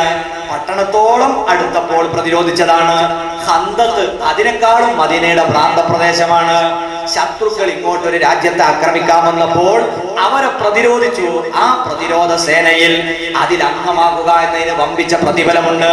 ശമ്പളം പറ്റാതെ തന്നെ ഒരു രാജ്യത്തിന്റെ സുരക്ഷയ്ക്ക് വേണ്ടി ആ രാജ്യത്തെ ആരോഗ്യമുള്ള ചെറുപ്പക്കാർ, ഇല്ലാത്തവർ അവരെ കഴിവനുസരിച്ച് പ്രതിരോധത്തിൽ പങ്കാളികളാകണം. അതിന് വമ്പിച്ച കൂലിയുണ്ട്. നാളെ പരലോകത്ത് സ്വർഗം കിട്ടും. ഈ അർത്ഥത്തിൽ 100 കണക്കിന് സൂക്തങ്ങൾ ഖുർആനിലുണ്ട്. ഒരുപാട് പ്രവാചക വചനങ്ങളുണ്ട്. ഇതൊന്നും ഏതെങ്കിലും ഒരു നാട്ടിൽ കുറച്ച് ചെറുപ്പക്കാർ കൂടി ആയുധമുണ്ടാക്കി അന്യമതസ്ഥരുമായി ഏറ്റുമുട്ടാൻ സന്നദ്ധരായി നിൽക്കണം എന്നതിന് തെളിവുകളല്ല പ്രിയപ്പെട്ടവരെ. ആസ്ഥാനത്ത് ഇതൊക്കെ ഉപയോഗിച്ച് മുസ്ലിംകൾക്കെതിരെ ആരോപണം ഉന്നയിക്കുന്നവരുടെ കൈകളിലേക്ക് വടി കൊടുത്താൽ ഈ സമുദായത്തിന് അത് വമ്പിച്ച നാശമുണ്ടാക്കും. ഇത് നമ്മൾ തിരിച്ചറിയണം. അതുകൊണ്ട് തന്നെ പ്രിയപ്പെട്ടവരെ, നമ്മൾ ആലോചിക്കുക. ഈ ബദറിന്റെ രണവീതിയിലേക്ക് മുഹമ്മദ് മുസ്തഫ സല്ലല്ലാഹു അലൈഹി വസല്ലം തങ്ങളും വരികയാണ്. യുദ്ധം ആരംഭിക്കാൻ പോകുന്നു. ശത്രുക്കൾ സമീപത്തെത്തി നിൽക്കുകയാണ്. എങ്ങനെ പ്രതിരോധിക്കും? എന്താണ് അതിന്റെ തന്ത്രം? ഇതിന്റെ മുമ്പ് ഒരു യുദ്ധം നയിച്ച പാഠവും ഒന്നുമില്ല. സല്ലല്ലാഹു അലൈഹി വസല്ലം തങ്ങൾ എവിടെയാണ് നമ്മുടെ സേന തമ്പടിക്കേണ്ടത്? അതാണ് ആദ്യം തീരുമാനിക്കേണ്ടത്. പലരോടും അഭിപ്രായം ചോദിച്ചു. മഹാനായ സയ്യിദുനാ സൽമാനുൽ ഫാരിസി റളിയല്ലാഹു തആല തങ്ങൾ പേർഷ്യക്കാരനാണ്. പ്രവാചകനുമായി ബന്ധപ്പെട്ട പല അടയാളങ്ങളും ലക്ഷണങ്ങളും നേരത്തെ മനസ്സിലാക്കി നബിയെ തേടി വന്ന് മുസ്ലിമായ ചുവപ്പ് കലർന്ന മനുഷ്യനാണ് സയ്യിദുനാ സൽമാനുൽ ഫാരിസി റളിയല്ലാഹു അൻഹു. അദ്ദേഹത്തിന് ധാരാളം യുദ്ധപരിചയമുണ്ട്. മഹാനവറുകളാ പ്രവാചകനെ കൂട്ടിക്കൊണ്ടുപോയി നല്ല ഒരു മണൽ പരപ്പിൽ അവർക്ക് തമ്പൊരുക്കി. നബിയെ, ഇവിടെയാണ് നല്ലത്, ഇവിടെ മഴ പെയ്താൽ പ്രശ്നമല്ല, കാല് താഴ്ന്നു പോകൂല, മഴ പെയ്താൽ വെള്ളം കിട്ടും, ഇങ്ങനെയുള്ള ഗുണങ്ങളൊക്കെ പറഞ്ഞ് നബി തങ്ങൾ അത് അംഗീകരിച്ചു. അങ്ങനെ മുസ്ലിം സേന ഒരു ഭാഗത്ത് തമ്പടിച്ചു. അപ്പോഴേക്ക് നോക്കിയാൽ കാണുന്ന ദൂരത്ത് മറുഭാഗത്ത് ശത്രുക്കൾ ഒരു മലഞ്ചെരുവിലുമാണ് തമ്പടിച്ചത്. അവർ കണക്കൂട്ടി എന്താ, ഉയർത്തി നിൽക്കലാണ് എപ്പോഴും നല്ലത്, നമുക്ക് അമ്പ ഇതാലത്തെ താഴോട്ട് വേഗം എത്തും. പക്ഷെ അവർ അമ്പെത്തുന്ന ദൂരത്തല്ല മുസ്ലിംകൾ ഉള്ളതെന്ന് മാത്രം. അങ്ങനെ അവര് മലന്റെ സൈഡിൽ തങ്ങി. നബി താഴ്വരയിൽ തന്നെ. തലേന്ന് രാത്രി മഹാനായ നബി സല്ലല്ലാഹു അലൈഹി വസല്ലം തങ്ങളതാ വല്ലാത്ത സന്ദർഭമാണിത്. ആയുധങ്ങളില്ല, മറുപക്ഷത്ത് മുഴുവനും ആയുധധാരികളാണ്, കുതിരപ്പടയാളികളാണ്. ഇവരെ എങ്ങനെയാണ് ഭക്ഷണമില്ലാത്ത വസ്ത്രമില്ലാത്ത വിഭാഗം നേരിടുക? അല്ലാഹുവിന്റെ റസൂലതാ സുജൂദിലായി കിടക്കുകയാണ്. തന്റെ അനുയായികൾക്ക് ആത്മധൈര്യം നൽകാൻ വേണ്ടി റബ്ബിലേക്ക് മനം തിരിച്ചുകൊണ്ട് കരഞ്ഞുകൊണ്ട് ദുആ ചെയ്യുന്നു. അല്ലാഹുമ്മ അൻസുദുക അഹദക വവഅദക, പടച്ചവനെ നീ ഞങ്ങളോട് ചെയ്ത വാഗ്ദാനം, നീ ഞങ്ങൾക്ക് തരാമെന്ന് ഏറ്റ വാഗ്ദാനം, അത് നിന്റെ ശ്രദ്ധയിൽ ഞങ്ങൾ പെടുത്തുകയാണ്. അല്ലാഹുമ്മ ഇൻ ശിഅ്ത ലം തുഅബദ്, ഇനി നീ തീരുമാനിച്ചില്ലെങ്കിൽ ഈ ചെറിയൊരു വിഭാഗം ആളുകൾ ഇവിടെ നശിപ്പിക്കപ്പെട്ടാൽ, അപ്പുറത്ത് വമ്പിച്ചൊരു സേനയാണുള്ളത്, ഞങ്ങൾ ഇവിടെ ഇല്ലാതെയാക്കപ്പെട്ടു പോയാൽ നിന്നെ ആരാധിക്കുന്ന ഒരു വിഭാഗം ഭൂമിയിൽ ഉണ്ടാവൂല. അതുകൊണ്ട് നീ ഞങ്ങളെ സഹായിക്കണേ സഹായിക്കണേ എന്ന് പറയും. സുജൂദിലായി കടന്ന് കരയുമ്പോൾ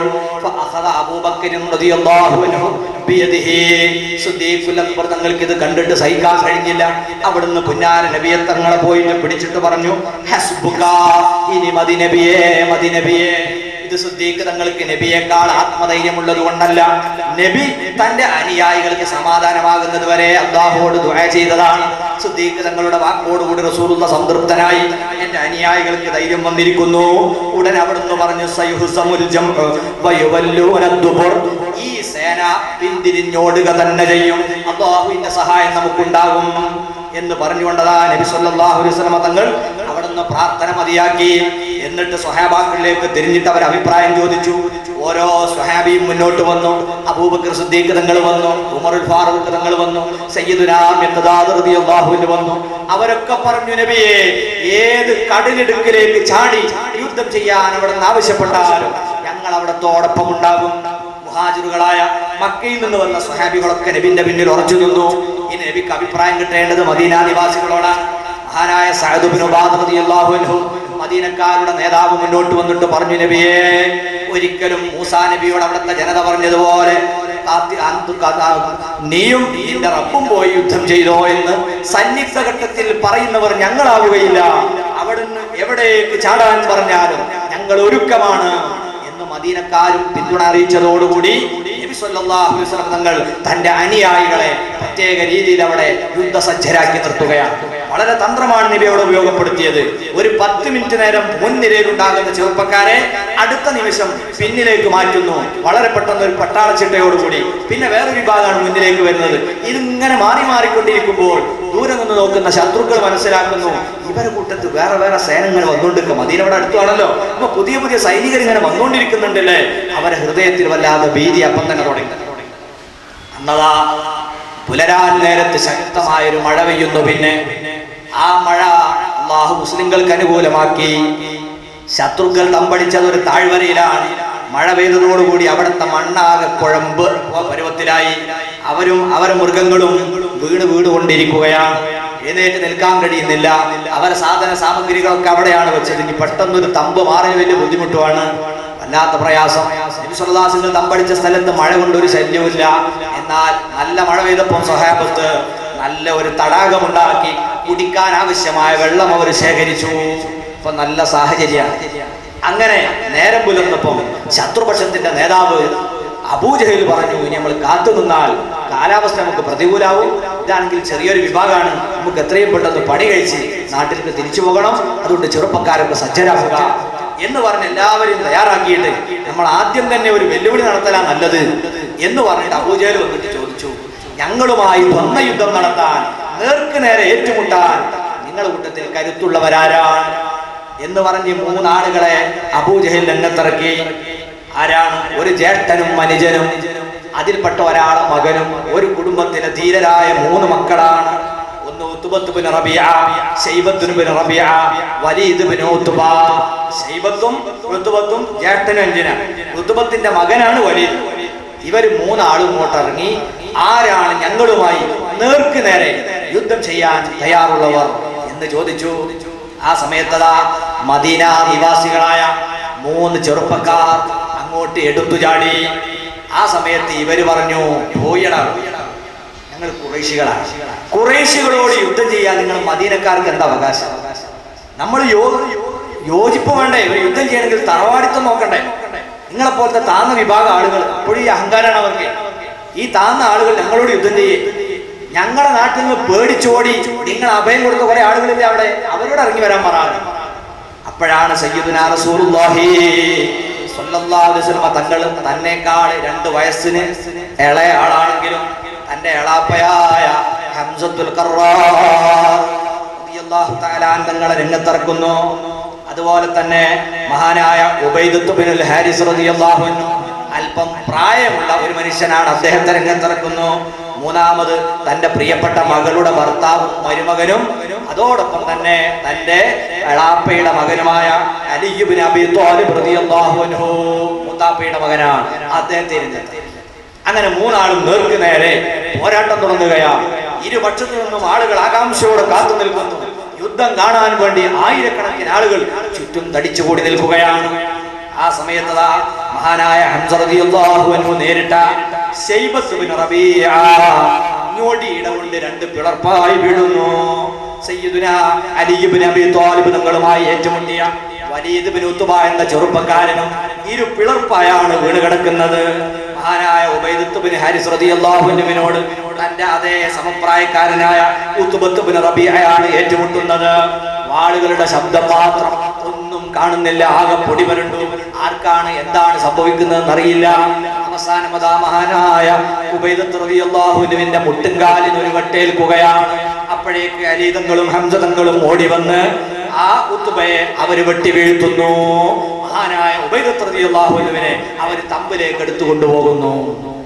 1-ാം ഘട്ടത്തിൽ ശത്രുപക്ഷത്തിന്റെ ഏറ്റവും ധീരന്മാരായ, ഒരിക്കലും ഞങ്ങളെ തോൽപ്പിക്കാൻ കഴിയുകയില്ല എന്ന ഉറച്ച വിശ്വാസമുള്ള ജ്യേഷ്ഠനും അനുജനും മകനും അവിടെ വെച്ച് പിടഞ്ഞു മരിച്ചതോടെ ശത്രുപാളയത്തിൽ വല്ലാത്ത പ്രകമ്പനമുണ്ടായി, അമ്പരപ്പുണ്ടായി.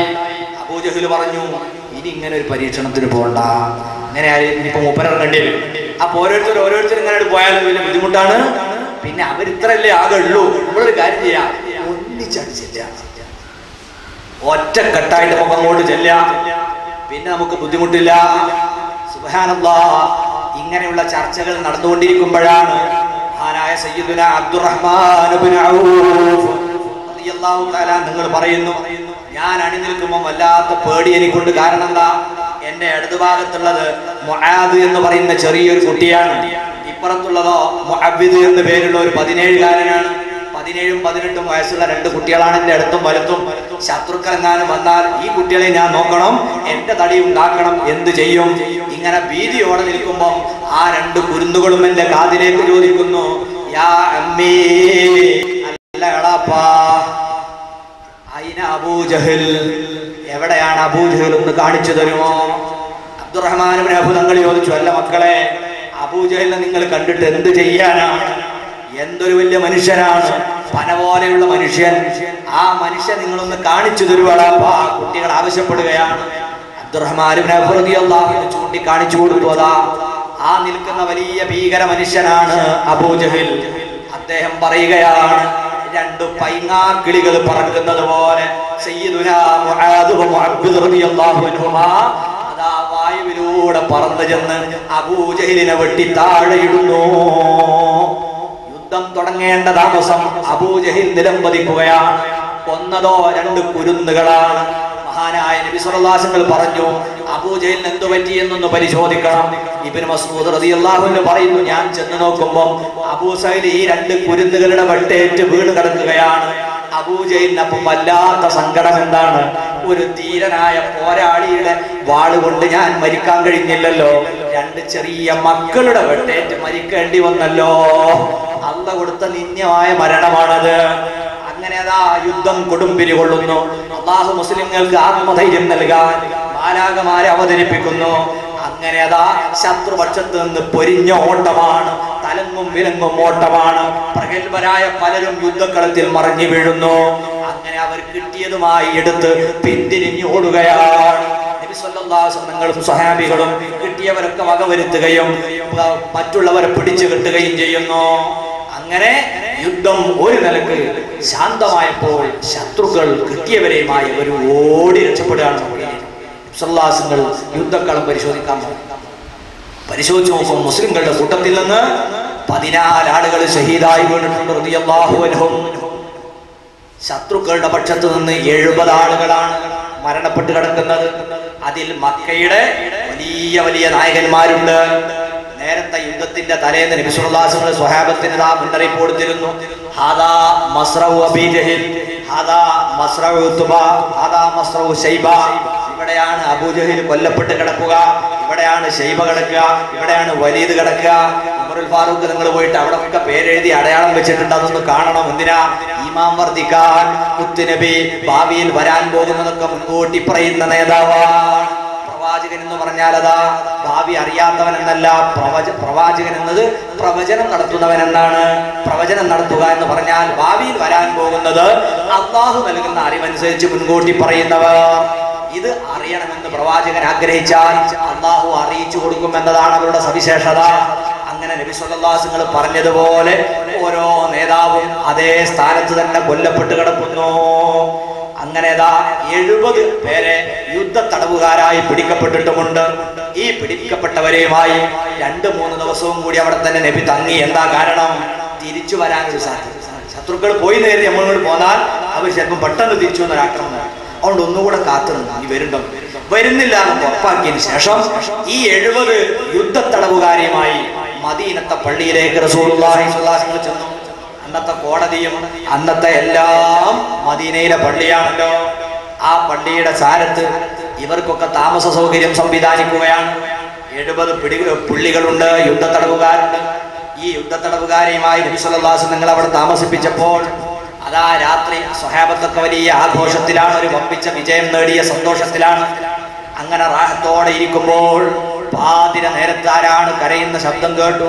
ഒരു സ്വഹാബി ചെന്ന് നോക്കുമ്പോൾ അത് ലോകത്തിന്റെ നേതാവ്, കാരുണ്യത്തിന്റെ പ്രവാചകൻ മുഹമ്മദ് മുസ്തഫ സല്ലല്ലാഹു അലൈഹി വസല്ലം തങ്ങളാണ്. റഹ്മത്തുൽ ലിൽ ആലമീൻ അല്ലേ.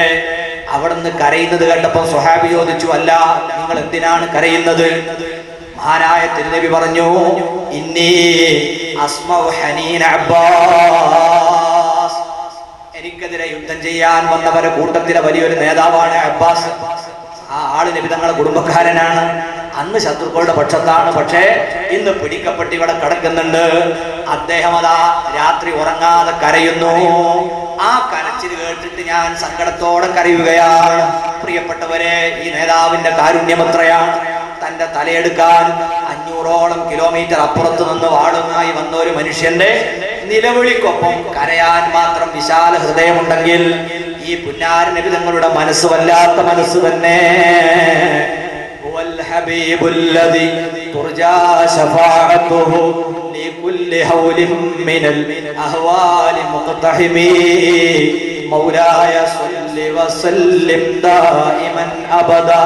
على حبيبك خير الخلق كلهم.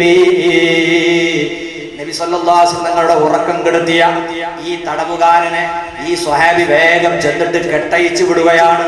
ഇപ്പൊ അബ്ബാസ് കരയുന്നില്ല, നിലവിളിക്കുന്നില്ല, സുഖമായി ഉറങ്ങുന്നു. അള്ളാഹുവിന്റെ റസൂൽ ചോദിക്കാൻ തുടങ്ങി, മാലി ലാ അസ്മഉ ഹനീന അബ്ബാസ്. എന്തുപറ്റി? അബ്ബാസിന്റെ നിലവിളി കേൾക്കുന്നില്ലല്ലോ. ഉടനെ അതാ സ്വഹാബി പറയുന്നു, നബിയെ, അങ്ങയുടെ ഉറക്കിന് ശല്യമായതുകൊണ്ട് ഞാൻ അബ്ബാസിനെ കയറൂരി വിട്ട് സുഖമായി ഉറങ്ങാൻ സൗകര്യം ചെയ്തിരിക്കുകയാണ്. ഉടനെ തന്നെ മുത്തുനബിയുടെ വാക്ക് വന്നുപോയി. എന്താ അവിടുന്ന് പറഞ്ഞത്? ഇഫ്അൽ ബിൽ ഉസാറാ കുല്ലിഹിം. അബ്ബാസ് എന്റെ മുത്താപ്പയാണ്, ശരിയാണ്, പക്ഷേ ആ അബ്ബാസിനെ മാത്രം കയറൂരി വിടാൻ പാടില്ല. എല്ലാ യുദ്ധത്തടവുകാരുടെയും കയ്യാമം അഴിച്ചു വിടുക. അവര് സുഖമായി ഉറങ്ങട്ടെ, നിങ്ങൾ ഉറങ്ങാതെ കാവൽ നിൽക്കട്ടെ. ഇതാണ് ബദറിന്റെ മനുഷ്യാവകാശം. പ്രിയപ്പെട്ടവരെ, നിങ്ങൾ ആലോചിച്ചു നോക്കൂ. അമേരിക്കക്കാരൻ തീവ്രവാദ മുതകുത്തി ഭീകരവാദി എന്ന് ആരോപിച്ച് അഫ്ഗാനിൽ നിന്നും ഇറാഖിൽ നിന്നും ലോകത്തെ പല രാഷ്ട്രങ്ങളിൽ നിന്നും തട്ടിക്കൊണ്ടുപോയി ഗോണ്ടനോമയിലും മറ്റു ദ്വീപുകളിലും കൊണ്ടുവിട്ട് അതാ പീഡിപ്പിക്കുന്ന യുദ്ധത്തടവുകാരെന്ന പേരിൽ പാവപ്പെട്ടവരെ ഭീകരരാണെന്ന് പറഞ്ഞ് ഇരുമ്പിന്റെ കൂട്ടിലാണ് അവരെ കയറ്റി താമസിപ്പിക്കുന്നത്. ഉയർന്നു നിന്നാൽ തല തട്ടുകയാണ്. അതിൽ ചാരി നിൽക്കാൻ പറ്റൂല. കാരണം അതിന്റെ എല്ലാ ഭാഗത്തും വൈദ്യുതി പ്രവാഹമുണ്ട്. അങ്ങനെ ഭീകരമായ ശിക്ഷ കൊടുത്ത് എഴുന്നേറ്റ് നിൽക്കാനും കിടക്കാനും ഇരിക്കാനും പറ്റാത്ത വിധത്തിൽ ഇന്ന് മനുഷ്യരെ പീഡിപ്പിക്കുന്ന ഈ ക്രൂരത നടത്തുന്ന ആളുകളാണ് ഇസ്ലാം ഭീകരതയുടെ മതമാണ്, തീവ്രവാദത്തിന്റെ മതമാണെന്ന് പ്രചരിപ്പിച്ചുകൊണ്ടിരിക്കുന്നത്. അള്ളാന്റെ റസൂലിൽ നിന്ന് യുദ്ധ തടവുകാരോട് സ്വീകരിക്കേണ്ട നയ സമീപനം ലോകം പഠിക്കട്ടെ. ബദർ നമുക്ക് നൽകുന്ന പാഠമാണ്. മുഹമ്മദ് നബി സല്ലല്ലാഹു അലൈഹി വസല്ലം ഇനി ഈ ശത്രുക്കളെ, എതിരാളികളെ വിട്ടയക്കാൻ എന്ത് മാർഗമാണ് സ്വീകരിച്ചത്? ഇവർ റസൂലുള്ളാഹിയെ കൊന്നൂടെ? അല്ല. നബി തങ്ങൾ സ്വഹാബത്തിനോട് അഭിപ്രായം ചോദിച്ചു.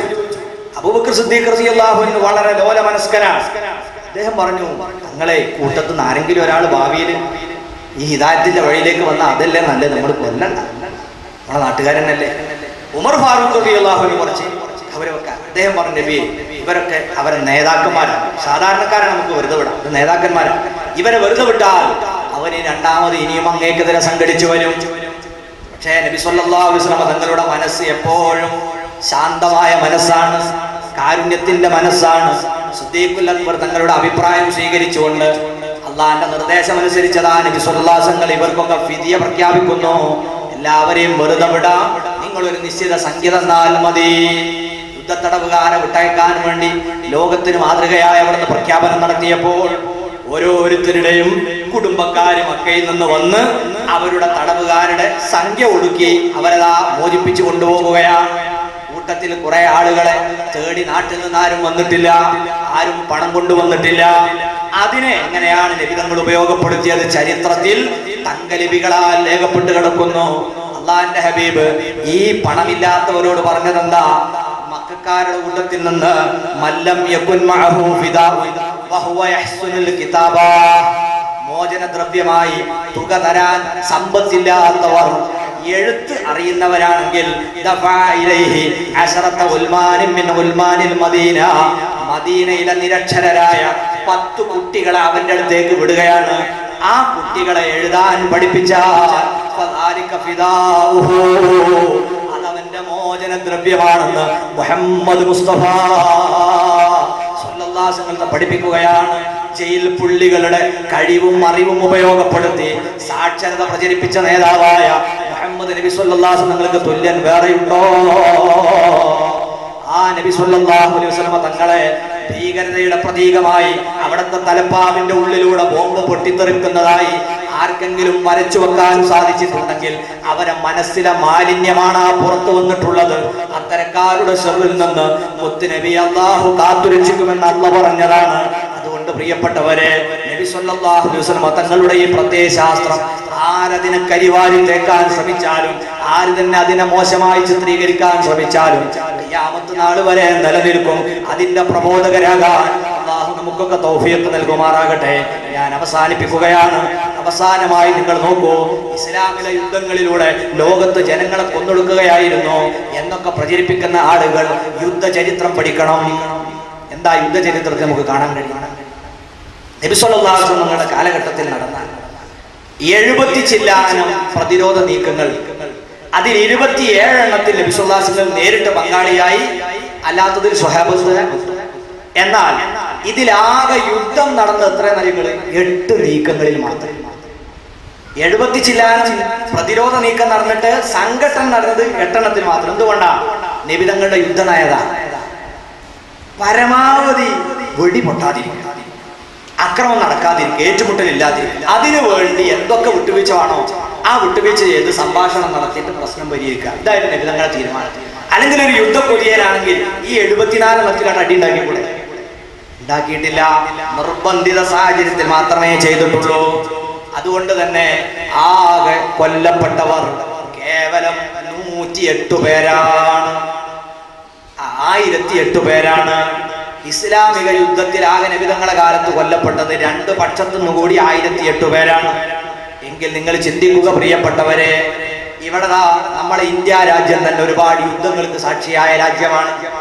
നമ്മുടെ ദേശീയ പതാകയിൽ നമ്മൾ സ്ഥാപിച്ച അശോക ചക്രം, അശോകൻ എന്ന് പറയുന്ന വ്യക്തിയുടെ സ്മരണക്ക് വേണ്ടി സ്ഥാപിതമായതാണ്. ഒരു കാലത്ത് കലിംഗ യുദ്ധം എന്ന പേരിൽ വലിയ പോരാട്ടത്തിന് നേതൃത്വം നൽകിയ അശോകൻ അതാ തന്റെ എതിർസേന അവരെ മുഴുവനും കൊന്നൊടുക്കിയിട്ട് അവസാനം കീഴടങ്ങാൻ ഒരാൾ പോലും ഇല്ലാതെ 2 ലക്ഷം പേരെ വകവരുത്തി അവരെ ചോരച്ചാല് കണ്ടുകൊണ്ട് മനം നൊന്തുകൊണ്ടാണ് അദ്ദേഹം ബുദ്ധമതം സ്വീകരിച്ച് അഹിംസയുടെ പ്രചാരകനായത്. അതിന്റെ സ്മരണയാണ് നമ്മുടെ ദേശീയ പതാകയിലുള്ളത്. ഇന്ന് നിങ്ങൾ ചിന്തിക്കുക, ഇങ്ങനെ 2 ലക്ഷത്തോളം ആളുകൾ ഒരൊറ്റ യുദ്ധത്തിൽ കൊന്ന ചരിത്രമാണ് ഇന്ത്യക്കുള്ളതെങ്കിൽ ഇനി ലോകത്ത് നടന്ന വലിയ വലിയ സംഘടനകൾ പരിശോധിക്കുക. 1-ാം ലോക യുദ്ധം 1914 മുതൽ 18 വരെ നടന്നു. ആ യുദ്ധത്തിൽ മാത്രം ലോകത്ത് കൊല്ലപ്പെട്ടത് എത്രയാളാണ്? 150 ലക്ഷം മനുഷ്യരാണ്. ആരാണ് ഈ യുദ്ധത്തിന്റെ മുന്നിലുണ്ടായത്? സോവിയറ്റ് യൂണിയൻ ഉണ്ട്, അമേരിക്ക അന്ന് ഉണ്ടായി വരുന്നേ ഉള്ളൂ, ബ്രിട്ടൻ ഉണ്ട്. ഇങ്ങനെയുള്ള ഇന്ന് ഇസ്ലാമിനെതിരെ വലിയ ആരോപണം ഉന്നയിക്കുന്ന രാജ്യങ്ങളാണ് ഈ വമ്പിച്ച ആൾനാശമുള്ള യുദ്ധം നയിച്ചത്. അതിനേക്കാളും ഭീകരമായ 1930കളുടെ അവസാനത്തിലും 40കളിലുമായി നടന്നിട്ടുള്ള 2-ാം ലോകമഹായുദ്ധത്തിൽ 5 കോടി മനുഷ്യരാണ് മരിച്ചു വീണിട്ടുള്ളത്. അമേരിക്കക്കാരൻ ഉൾപ്പെടെയുള്ളവരാണ് ഇവരെ കൊന്നൊടുക്കിയത്. മുസ്ലിം തീവ്രവാദി എന്ന് പ്രചരിപ്പിച്ചുകൊണ്ടിരിക്കുന്നത് ഇത് നമ്മൾ തിരിച്ചറിയുകയും ഇത്തരം പ്രചാരകർക്ക് ഏണി വെച്ചു കൊടുക്കാതെ ഇസ്ലാമിന്റെ സ്നേഹത്തിന്റെ മുഖവും മനുഷ്യാവകാശത്തിന്റെ നയങ്ങളും അത് പ്രചരിപ്പിക്കാൻ പുതിയ കാലഘട്ടത്തിൽ ആണും പെണ്ണും മുന്നോട്ട് വന്നില്ലെങ്കിൽ ഈ സമുദായത്തിനെ കുറിച്ചുള്ള തെറ്റുദ്ധാരണ അത് നിലനിൽക്കും. അല്ലാഹു നമ്മളെ നന്നാക്കി തരട്ടെ.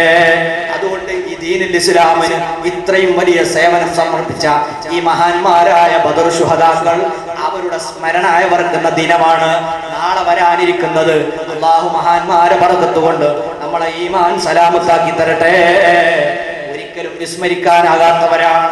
അന്നെങ്ങാനും ആ സ്വഹാബത്ത് ജീവൻ ബലിയർപ്പിച്ച് രണാങ്കണത്തിലേക്ക് എടുത്തു ചാടിയില്ലായിരുന്നുവെങ്കിൽ ഇന്ന് ഞാനും നിങ്ങളും ഇവിടെ മുസ്ലിമായില്ല, നമ്മുടെ പള്ളികളില്ല, ഇസ്ലാമിക രാഷ്ട്രങ്ങളില്ല, ലോകത്ത് ഈ കാണുന്ന വികസനവും നാഗരികതയും ഇതൊന്നും ഉണ്ടാവുകയില്ല. ഇതെല്ലാം മുസ്ലിം സമൂഹത്തിലൂടെ അടിത്തറവാകി വികസിച്ച് വന്നിട്ടുള്ളതാണെങ്കിൽ ആ സ്വഹാബത്താകുന്ന ബദർ ശുഹദാക്കളോട് നമുക്ക് കടപ്പാടുണ്ട്. അവരെ മറന്നുകൂടാ. മഹാനായ സയ്യിദുനാ ജിബ്രീൽ അലൈഹിസ്സലാത്തു വസ്സലാം നബി തങ്ങളെ സമീപത്ത് വന്നുകൊണ്ട് ചോദിക്കുകയാണ്, ഓ നബിയേ, അവിടുന്ന് എന്താണ് ബദർ ശുഹദാക്കളെ സംബന്ധിച്ച് പറയുന്നത്? അവരെ പറ്റി നിങ്ങളുടെ അഭിപ്രായം എന്താണെന്ന് ചോദിച്ചപ്പോൾ മഹാനായ നബി സല്ലല്ലാഹു അലൈഹി വസല്ലം തങ്ങൾ പറയുന്നു, ഇന്നഹും മിൻ അഫ്ളലിൽ മുസ്ലിമീൻ. ബദർ ശുഹദാക്കൾ, അവിടെ പങ്കെടുത്ത സ്വഹാബികൾ മുസ്ലിംകളിൽ ഏറ്റവും ബഹുമാനമുള്ളവർ അവരാണ്. ഉടനെ ജിബ്രീൽ അലൈഹിസ്സലാം പറയുന്നു, വകദാലിക മൻ ശഹീദ ബദറൻ മിനൽ മലായിക. ഞങ്ങളുടെ മലക്കുകളുടെ കൂട്ടത്തിൽ ഏറ്റവും ആദരണീയരും അന്ന് ബദറിൽ ഇറങ്ങിയ മലക്കുകളാണെന്ന് സയ്യിദുനാ ജിബ്രീൽ അലൈഹിസ്സലാം ഇമാം ബുഖാരി റിപ്പോർട്ട് ചെയ്ത ഹദീസിലാണ്. അതുകൊണ്ട് ബദരീങ്ങളെ നമുക്ക് മറക്കാൻ പറ്റൂല. ഈ ദീനിനു വേണ്ടി ജീവാർപ്പണം നടത്തി രണ്ടും കൽപ്പിച്ച് പോരാടിയവരാണ്. അവരുടെ സ്മരണ ഏതെങ്കിലും ഒരു ദിവസത്തിൽ മാത്രമല്ല, എപ്പോഴും നമ്മുടെ ഓർമ്മയിൽ ഉണ്ടാകണം. അതുകൊണ്ടാണ് നമ്മൾ ബദർ മൗലിദ് വീടിന്റെ ഗൃഹപ്രവേശനം നടത്തുമ്പോൾ ചൊല്ലുന്നു, നമ്മൾ വിദേശത്തേക്ക് യാത്ര പോകുമ്പോൾ ബദർ മൗലിദ് ചൊല്ലുന്നു, നമുക്ക് മാനസികമായി സംഘർഷം ഉണ്ടാകുമ്പോൾ ബദർ മൗലിദ് ചൊല്ലുന്നു, ബദരീങ്ങളുടെ ദിനമാകുന്ന റമദാൻ 15 വിശേഷിച്ചും ചൊല്ലുന്നു. എപ്പോഴും അവരെ സ്മരണ നമ്മൾ നിലനിർത്തണം. നബി തങ്ങളും സ്വഹാബത്തും അങ്ങനെ ചെയ്തിരുന്നു. ഇമാം ബുഖാരി എന്ന റിപ്പോർട്ട് ചെയ്ത ഹദീസിൽ കാണാം, മഹദിയായ റുബയ്യ ബിൻത് മുഅബ്ബിദ് റളിയല്ലാഹു അൻഹാ, നേരത്തെ അബൂജഹലിനെ കൊന്ന മനുഷ്യനാണ് മുഅബ്ബിദ്. അദ്ദേഹത്തിന്റെ പുത്രിയാണ് റുബയ്യ, നബിയുടെ കുടുംബക്കാരാണ്. അങ്ങനെ റുബയ്യന്റെ കല്യാണ ദിവസം അല്ലാഹുവിന്റെ റസൂലതാ അവരെ വീട്ടിലേക്ക് ചെല്ലുകയാണ്. ചെന്ന് നോക്കുമ്പോഴാ അവരെ വീട്ടിന്റെ ഉള്ളിലിരുന്ന് അവിടെയുള്ള ചെറിയ പെൺകുട്ടികൾ ദഫെടുത്ത് മുട്ടിയിട്ട് പാട്ടുപാടുകയാണ്. എന്താണ് അവരുടെ പാട്ടിലെ വിഷയമെന്നല്ലേ? അവരതാ യന്തുബുന മൻ ഖുതില മിൻ അബാഇഹിന്ന യൗമ ബദർ. ഇമാം ബുഖാരി റിപ്പോർട്ട് ചെയ്യുന്നു, ബദർ യുദ്ധത്തിലതാ അവരുടെ പിതാക്കളും കുടുംബക്കാരുമായി കൊല്ലപ്പെട്ടു പോയ ശുഹദാക്കളുടെ മദ്ഹ് പറഞ്ഞ് അവരെ പേര് പറഞ്ഞാണ് അവർ ദഫ് മുട്ടി പാട്ടുപാടിക്കൊണ്ടിരിക്കുന്നത്. അങ്ങനെ നബി സല്ലല്ലാഹു അലൈഹി വസല്ലം കുറെ അത് കേട്ടിരുന്നപ്പോൾ കൂട്ടത്തിൽ ഒരു പെൺകുട്ടി പാടുകയാണ്, വഫീനാ നബിയ്യുൻ യഅലമു മാ ഫീ ഗദ്. നാളെ വരാൻ പോകുന്ന കാര്യം ഇന്ന് പറയുന്ന നേതാവ് ഞങ്ങളുടെ കൂട്ടത്തിലുണ്ട്. ഇത് കേട്ട കണ്ടപ്പോ നബി തങ്ങൾ പറഞ്ഞോ, പെണ്ണെ നീ ഇസ്ലാമെന്ന് പുറത്തുപോയി, ഞാൻ ഭാവി അറിയുമെന്ന് പറഞ്ഞാൽ അത് തൗഹീദിനെതിരാണ്, കെലിമ പുതുക്കണമെന്ന് പറഞ്ഞില്ല. പക്ഷേ നബി പറഞ്ഞതെന്താ, നീ അത് നിർത്തിക്കോ, നേരത്തെ നിങ്ങൾ പാടിയത് തുടർന്നോ, അഥവാ തന്റെ പോരിശങ്ങൾ അങ്ങനെ മുഖത്ത് നോക്കി പറയണ്ട, അങ്ങനെയാണ് ഒരു നേതാവ് പറയേണ്ടത്. അതേ സമയത്ത് ബദരീങ്ങളെ മദ്ഹ് പറഞ്ഞോളൂ, അതിൽ നബിയും പെടുമല്ലോ. അങ്ങനെ ബദർ ശുഹദാക്കളെ മദ്ഹ് പാടി അവര് ദഫ് മുട്ടി പാട്ട് പാടാറുണ്ട്, മൗലിദ് ഓതാറുണ്ട്, അതിന് നബി തങ്ങൾ അംഗീകാരം കൊടുത്തിട്ടുണ്ട്. അതുകൊണ്ട് ബദർ സ്മരണയുടെ ഭാഗമായി നമ്മുടെ ഉപ്പാപ്പമാരും പൂർവികരും കാണിച്ചു തന്നത് സിദ്ദീഖ് തങ്ങൾ ചെയ്തിട്ടുണ്ടോ, അബൂബക്കർ ചെയ്തിട്ടുണ്ടോ, ഈ ചോദ്യം പ്രസക്തമല്ല. അത് നബി തങ്ങൾ ചെയ്തിട്ടുള്ളതാണ്, എല്ലാ സ്വഹാബികളും അംഗീകരിച്ചിട്ടുള്ളതാണ്, ഖുർആന്റെ അടിസ്ഥാന തത്വത്തിന്റെ ഭാഗമാണ്. അതോടൊപ്പം ദീനിനു വേണ്ടി സേവനം ചെയ്തവരുടെ പേരിൽ നാം അന്നദാനം നടത്തുന്നത് റസൂലുള്ളാഹിന്റെ മാതൃകയാണ്. അവർക്ക് വേണ്ടി ദുആ ചെയ്യുന്നത് ഖുർആന്റെ നിർദ്ദേശമാണ്. മുത്തുനബി സ്വല്ലല്ലാഹു അലൈഹി വസല്ലമയെ സംബന്ധിച്ച് ബീവി ആയിഷ പറഞ്ഞില്ലേ, മാ ഗിർതു അലാ അഹദിൻ മിൻ നിസാഇൻ നബി സ്വല്ലല്ലാഹു അലൈഹി വസല്ലമ മാ ഗിർതു അലാ ഖദീജ. ബീവി ഖദീജയോടുള്ള അത്ര മാനസികമായ വിഷമം എനിക്ക് ആരോടും ഉണ്ടാകാറില്ല. മഹദിയെ ഞാൻ എന്റെ ജീവിതത്തിൽ കണ്ടിട്ടുമില്ല. ജീവിതത്തിൽ കാണാത്ത ഖദീജ ബിയോടാണ് വലിയ വിഷമം. എന്താ കാരണം? അത് ഒന്നിലധികം ഭാര്യമാരുണ്ടാകുന്നുണ്ടാകുന്ന ചക്കോട്ടിപ്പോരിന്റെ ഭാഗമാണ്. ആയിഷ ബീവി തന്നെ പറയാണ്, മറ്റൊന്നുമല്ല, കാനൻ നബി സ്വല്ലല്ലാഹു അലൈഹി വസല്ലം യുക്സിറു ദിക്റഹ. നബി തങ്ങൾക്ക് ഒരു സ്വഭാവം, എപ്പോഴും ഖദീജ ബീവിന്റെ മദ്ഹ് പറയും. അതും ആരോടാ? മറ്റു ഭാര്യമാരോട്. ഓൽക്ക് ദഹിക്കുമ്പോൾ ആ വിഷമാണ്. എന്നാൽ ഈ മദ്ഹ് പറഞ്ഞ് നിർത്തണ്ടേ? നിർത്തുന്നില്ല. ആടുകളെ കൊണ്ടുവന്ന് മഹദിയുടെ പേരിൽ ബലിയർക്കുന്നു. എന്നിട്ടോ കഷ്ണങ്ങളാക്കി നുറുക്കുന്നു. ഖദീജ ബീവിയുടെ കൂട്ടുകാരുടെ വീടുകളിലേക്ക് ആട്ടുമാംസം എത്തിച്ചു കൊടുക്കുന്നു. ഇത് ഒന്നും രണ്ടും അല്ല, ഇടക്കിടക്ക് ചെയ്യാണ്. എനിക്ക് സഹിച്ചില്ല. ഞാൻ ചോദിച്ചു നബിയെ, നിങ്ങളെ ഈ വാക്കും പ്രവൃത്തിയും ഒക്കെ കേട്ടാ തോന്നുക ഈ ദുനിയാവിൽ നിങ്ങൾക്ക് ഖദീജയല്ലാത്തൊരു ഭാര്യ ഉണ്ടായിട്ടില്ല എന്ന് തോന്നിപ്പോകുമല്ലോ, ഞങ്ങളും നിങ്ങളെ ഭാര്യമാരല്ലേ? ആ സമയത്ത് ലോകത്തിന്റെ നേതാവ് പറഞ്ഞ മറുപടി എന്താണ്? ആയിഷ, ആരാണ് ഖദീജ നിനക്കറിയാമോ? ഈ ദീനിനു വേണ്ടി ഇത്ര സേവനം ചെയ്ത ഒരു പെണ്ണ് ഇസ്ലാമിക ചരിത്രത്തിലില്ല. ലോകം മുഴുവനും എനിക്കെതിരെ നിന്നപ്പോൾ മക്കയിലെ ഏറ്റവും വലിയ ധനാഢ്യയായ എന്റെ ഭാര്യ ബീവി ഖദീജ റളിയല്ലാഹു അൻഹ എന്നോടൊപ്പം നിന്നു. എനിക്കൊരു തരി ഭക്ഷണം പോലും തരാതെ ഉപരോധിച്ചു നിന്നപ്പോ ഖദീജയുടെ കുടുംബത്തിന് ഉപരോധമില്ലെങ്കിലും എന്റെ കൂടെ പട്ടിണി കടന്നവളാണ് എന്റെ ഭാര്യ. അങ്ങനെ അവരെ സമ്പത്ത് മുഴുവനും എനിക്കും ദീനിനും വേണ്ടി ചെലവ് ചെയ്ത് അവസാനം അവിടുന്ന് ഈ ലോകത്തോട് കൂടെ പറയുന്ന നേരത്ത് ശരീരം ഒരു കഫംപുടവയിൽ പൊതിയാൻ ശ്രമിച്ചപ്പോൾ തല മറച്ചാൽ കാല് പുറത്താകുന്ന, കാല് മറച്ചാൽ തല പുറത്തു പോകുന്ന ഒരു തുണി എനിക്ക് കിട്ടിയിട്ടുള്ളൂ. അവസാനം ഉള്ളത് കൊണ്ട് തല മൂടിയിട്ട് ബാക്കി ഭാഗം പുല്ല് വെച്ച് മറച്ചാണ് എന്റെ ബീവിയെ ഞാൻ മറമാടിയിട്ടുള്ളത്. ആയിഷ, ദീനിന് ഇത്ര സേവനം ചെയ്ത ഒരു പെണ്ണ് വേറെയില്ല. ഇനി വ്യക്തിപരമായി പറഞ്ഞാലോ, എനിക്ക് ഭാര്യമാരിലൂടെ മക്കളുണ്ടായിട്ടുണ്ടെങ്കിൽ എന്റെ ഖദീജയല്ലാതെ എനിക്ക് നിങ്ങളാരും കുഞ്ഞുങ്ങളെ പ്രസവിച്ചു തന്നിട്ടുണ്ടോ?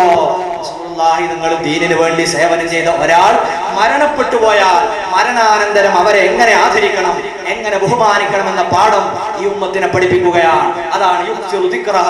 അവരെ മദ്ഹ് പറയൽ വർദ്ധിപ്പിക്കുക, അവരെ പേരിൽ അന്നദാനം നടത്തുക. നമ്മുടെ ഉപ്പാപ്പമാർക്ക് തെറ്റിയിട്ടില്ല. പൂർവിക പണ്ഡിതന്മാര് പ്രമാണം കാണാത്തത് കൊണ്ടല്ല. അവരൊക്കെ ബദരീങ്ങളെ സ്മരണ ഈ പരിപാടികളോടെ ആചരിച്ചത് ഖുർആനിന്റെ വെളിച്ചത്തിലാണ്, ഹദീസിന്റെ വെളിച്ചത്തിലാണ്. ഈ മഹാന്മാരോടുള്ള സ്മരണയൊക്കെ എടുത്തു കളയാൻ ഇസ്ലാമിന്റെ എതിരാളികൾ പദ്ധതി ആവിഷ്കരിച്ചിട്ടുണ്ട്.